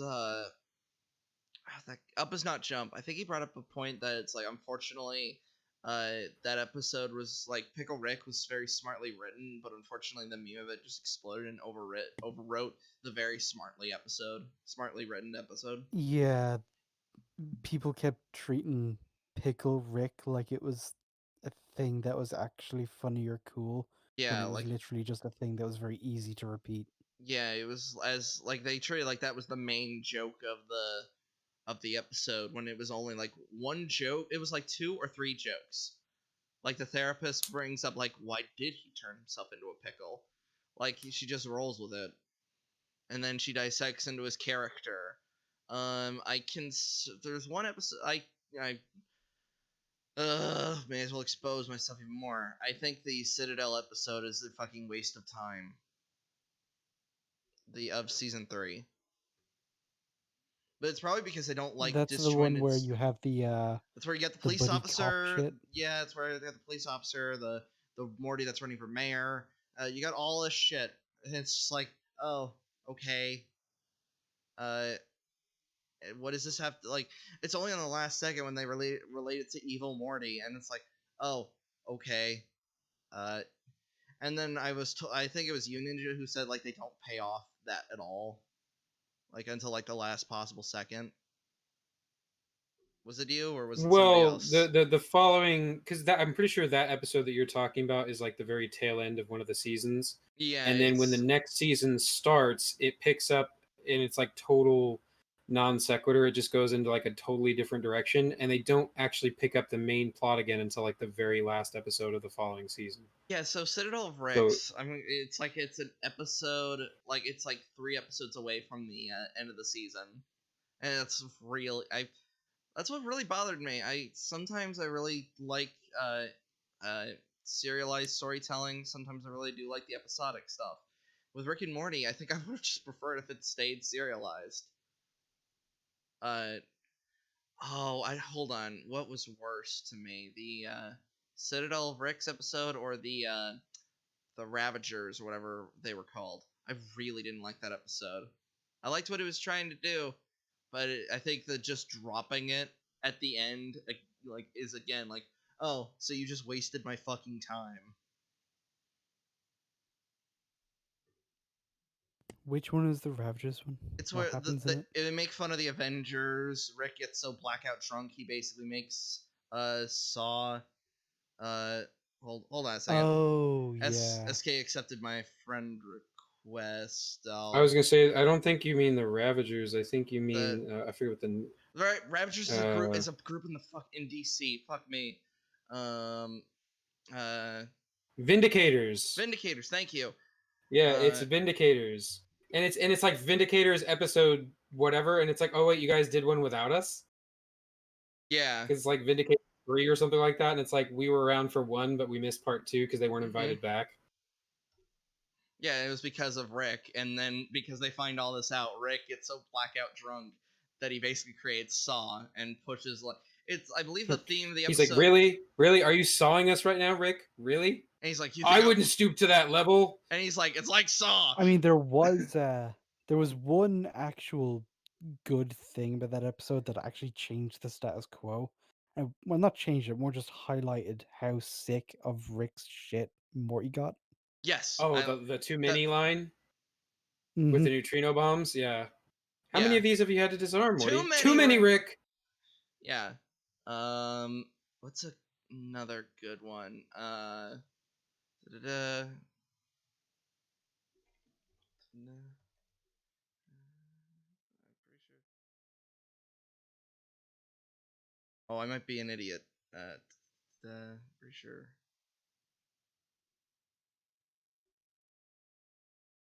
I might have messaged the wrong person. Yeah, season 4 is kind of weird. Like, Yeah, the only one I really remember is the dragon one, and that's because it just got so fucking oh yeah, it got memed into over the top oblivion. sexual and Yeah. yeah, okay. It felt more like South Park than Rick and Morty. Yeah, no. The only episode in all of season 4 that's really like relevant or amazing is episode 10. because that's where it picks up on the whole Mhm. Beth storyline from season 3. That's it. Like, you could literally skip the rest of the season and you're not missing anything. Mm-hmm.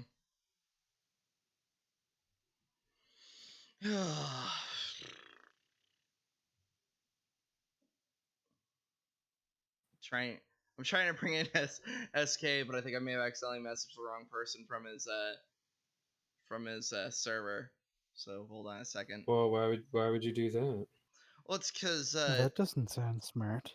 yeah, it doesn't. It was a very stupid thing. Hold on. Keep talking about things. Gee, thanks. Great, thanks.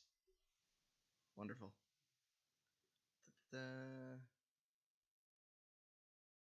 Ooh, Sideways put up a new video.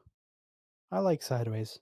He's a good YouTuber. So I meant to ask about a thing. I think I asked it earlier. So never mind. I guess. How you guys doing?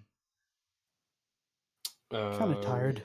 Like Young Defiant's video kind of fried my brain, and I'm working on other stuff as we speak. I mean, it's just so fucking exhausting to actually have to have both sides of the conversation, because we have to try and interpret what his point might be, since he's too tismy to actually make it. Right. So I'm. Oh, just fucking exhausting. So, do you guys want to leave it there or try to watch something else? If we don't have anything else in mind, we might as well leave it there. But if we do have something else in mind, I don't mind. I was thinking we could watch a Y.A.R.P shirt video just to finally cement the the hatred. I would Oh, God. appreciate not doing that today because No, yeah, like that'd exhaust the shit. we're We're already already exhausted, yeah. yeah, we're already kind of So, tapped out on that a little bit, you know, like. All right, then. Thank you all so much for watching. We'll see you all in the next fucking episode. We can finally close. The book has been closed. We might talk about him, but we're not gonna look at another Young Defiant video. As far as we know, he may say he may make something else, and No. Book closed. Unless he pulls a fucking cinematic Venom where he makes this documentary about his life and it's all fucked up and weird, no, I might watch that. No, just like if he does make somehow his own version of the cinematic Venom video where he says Lord of the Rings is trash, then I would say like, guys, we gotta look at this. Okay, but there would be no point though, because he's not gonna actually make any points. I know, that's the funny part. Alright, so thank you all for watching. We'll be back soon. Like next week, I mean. Bye.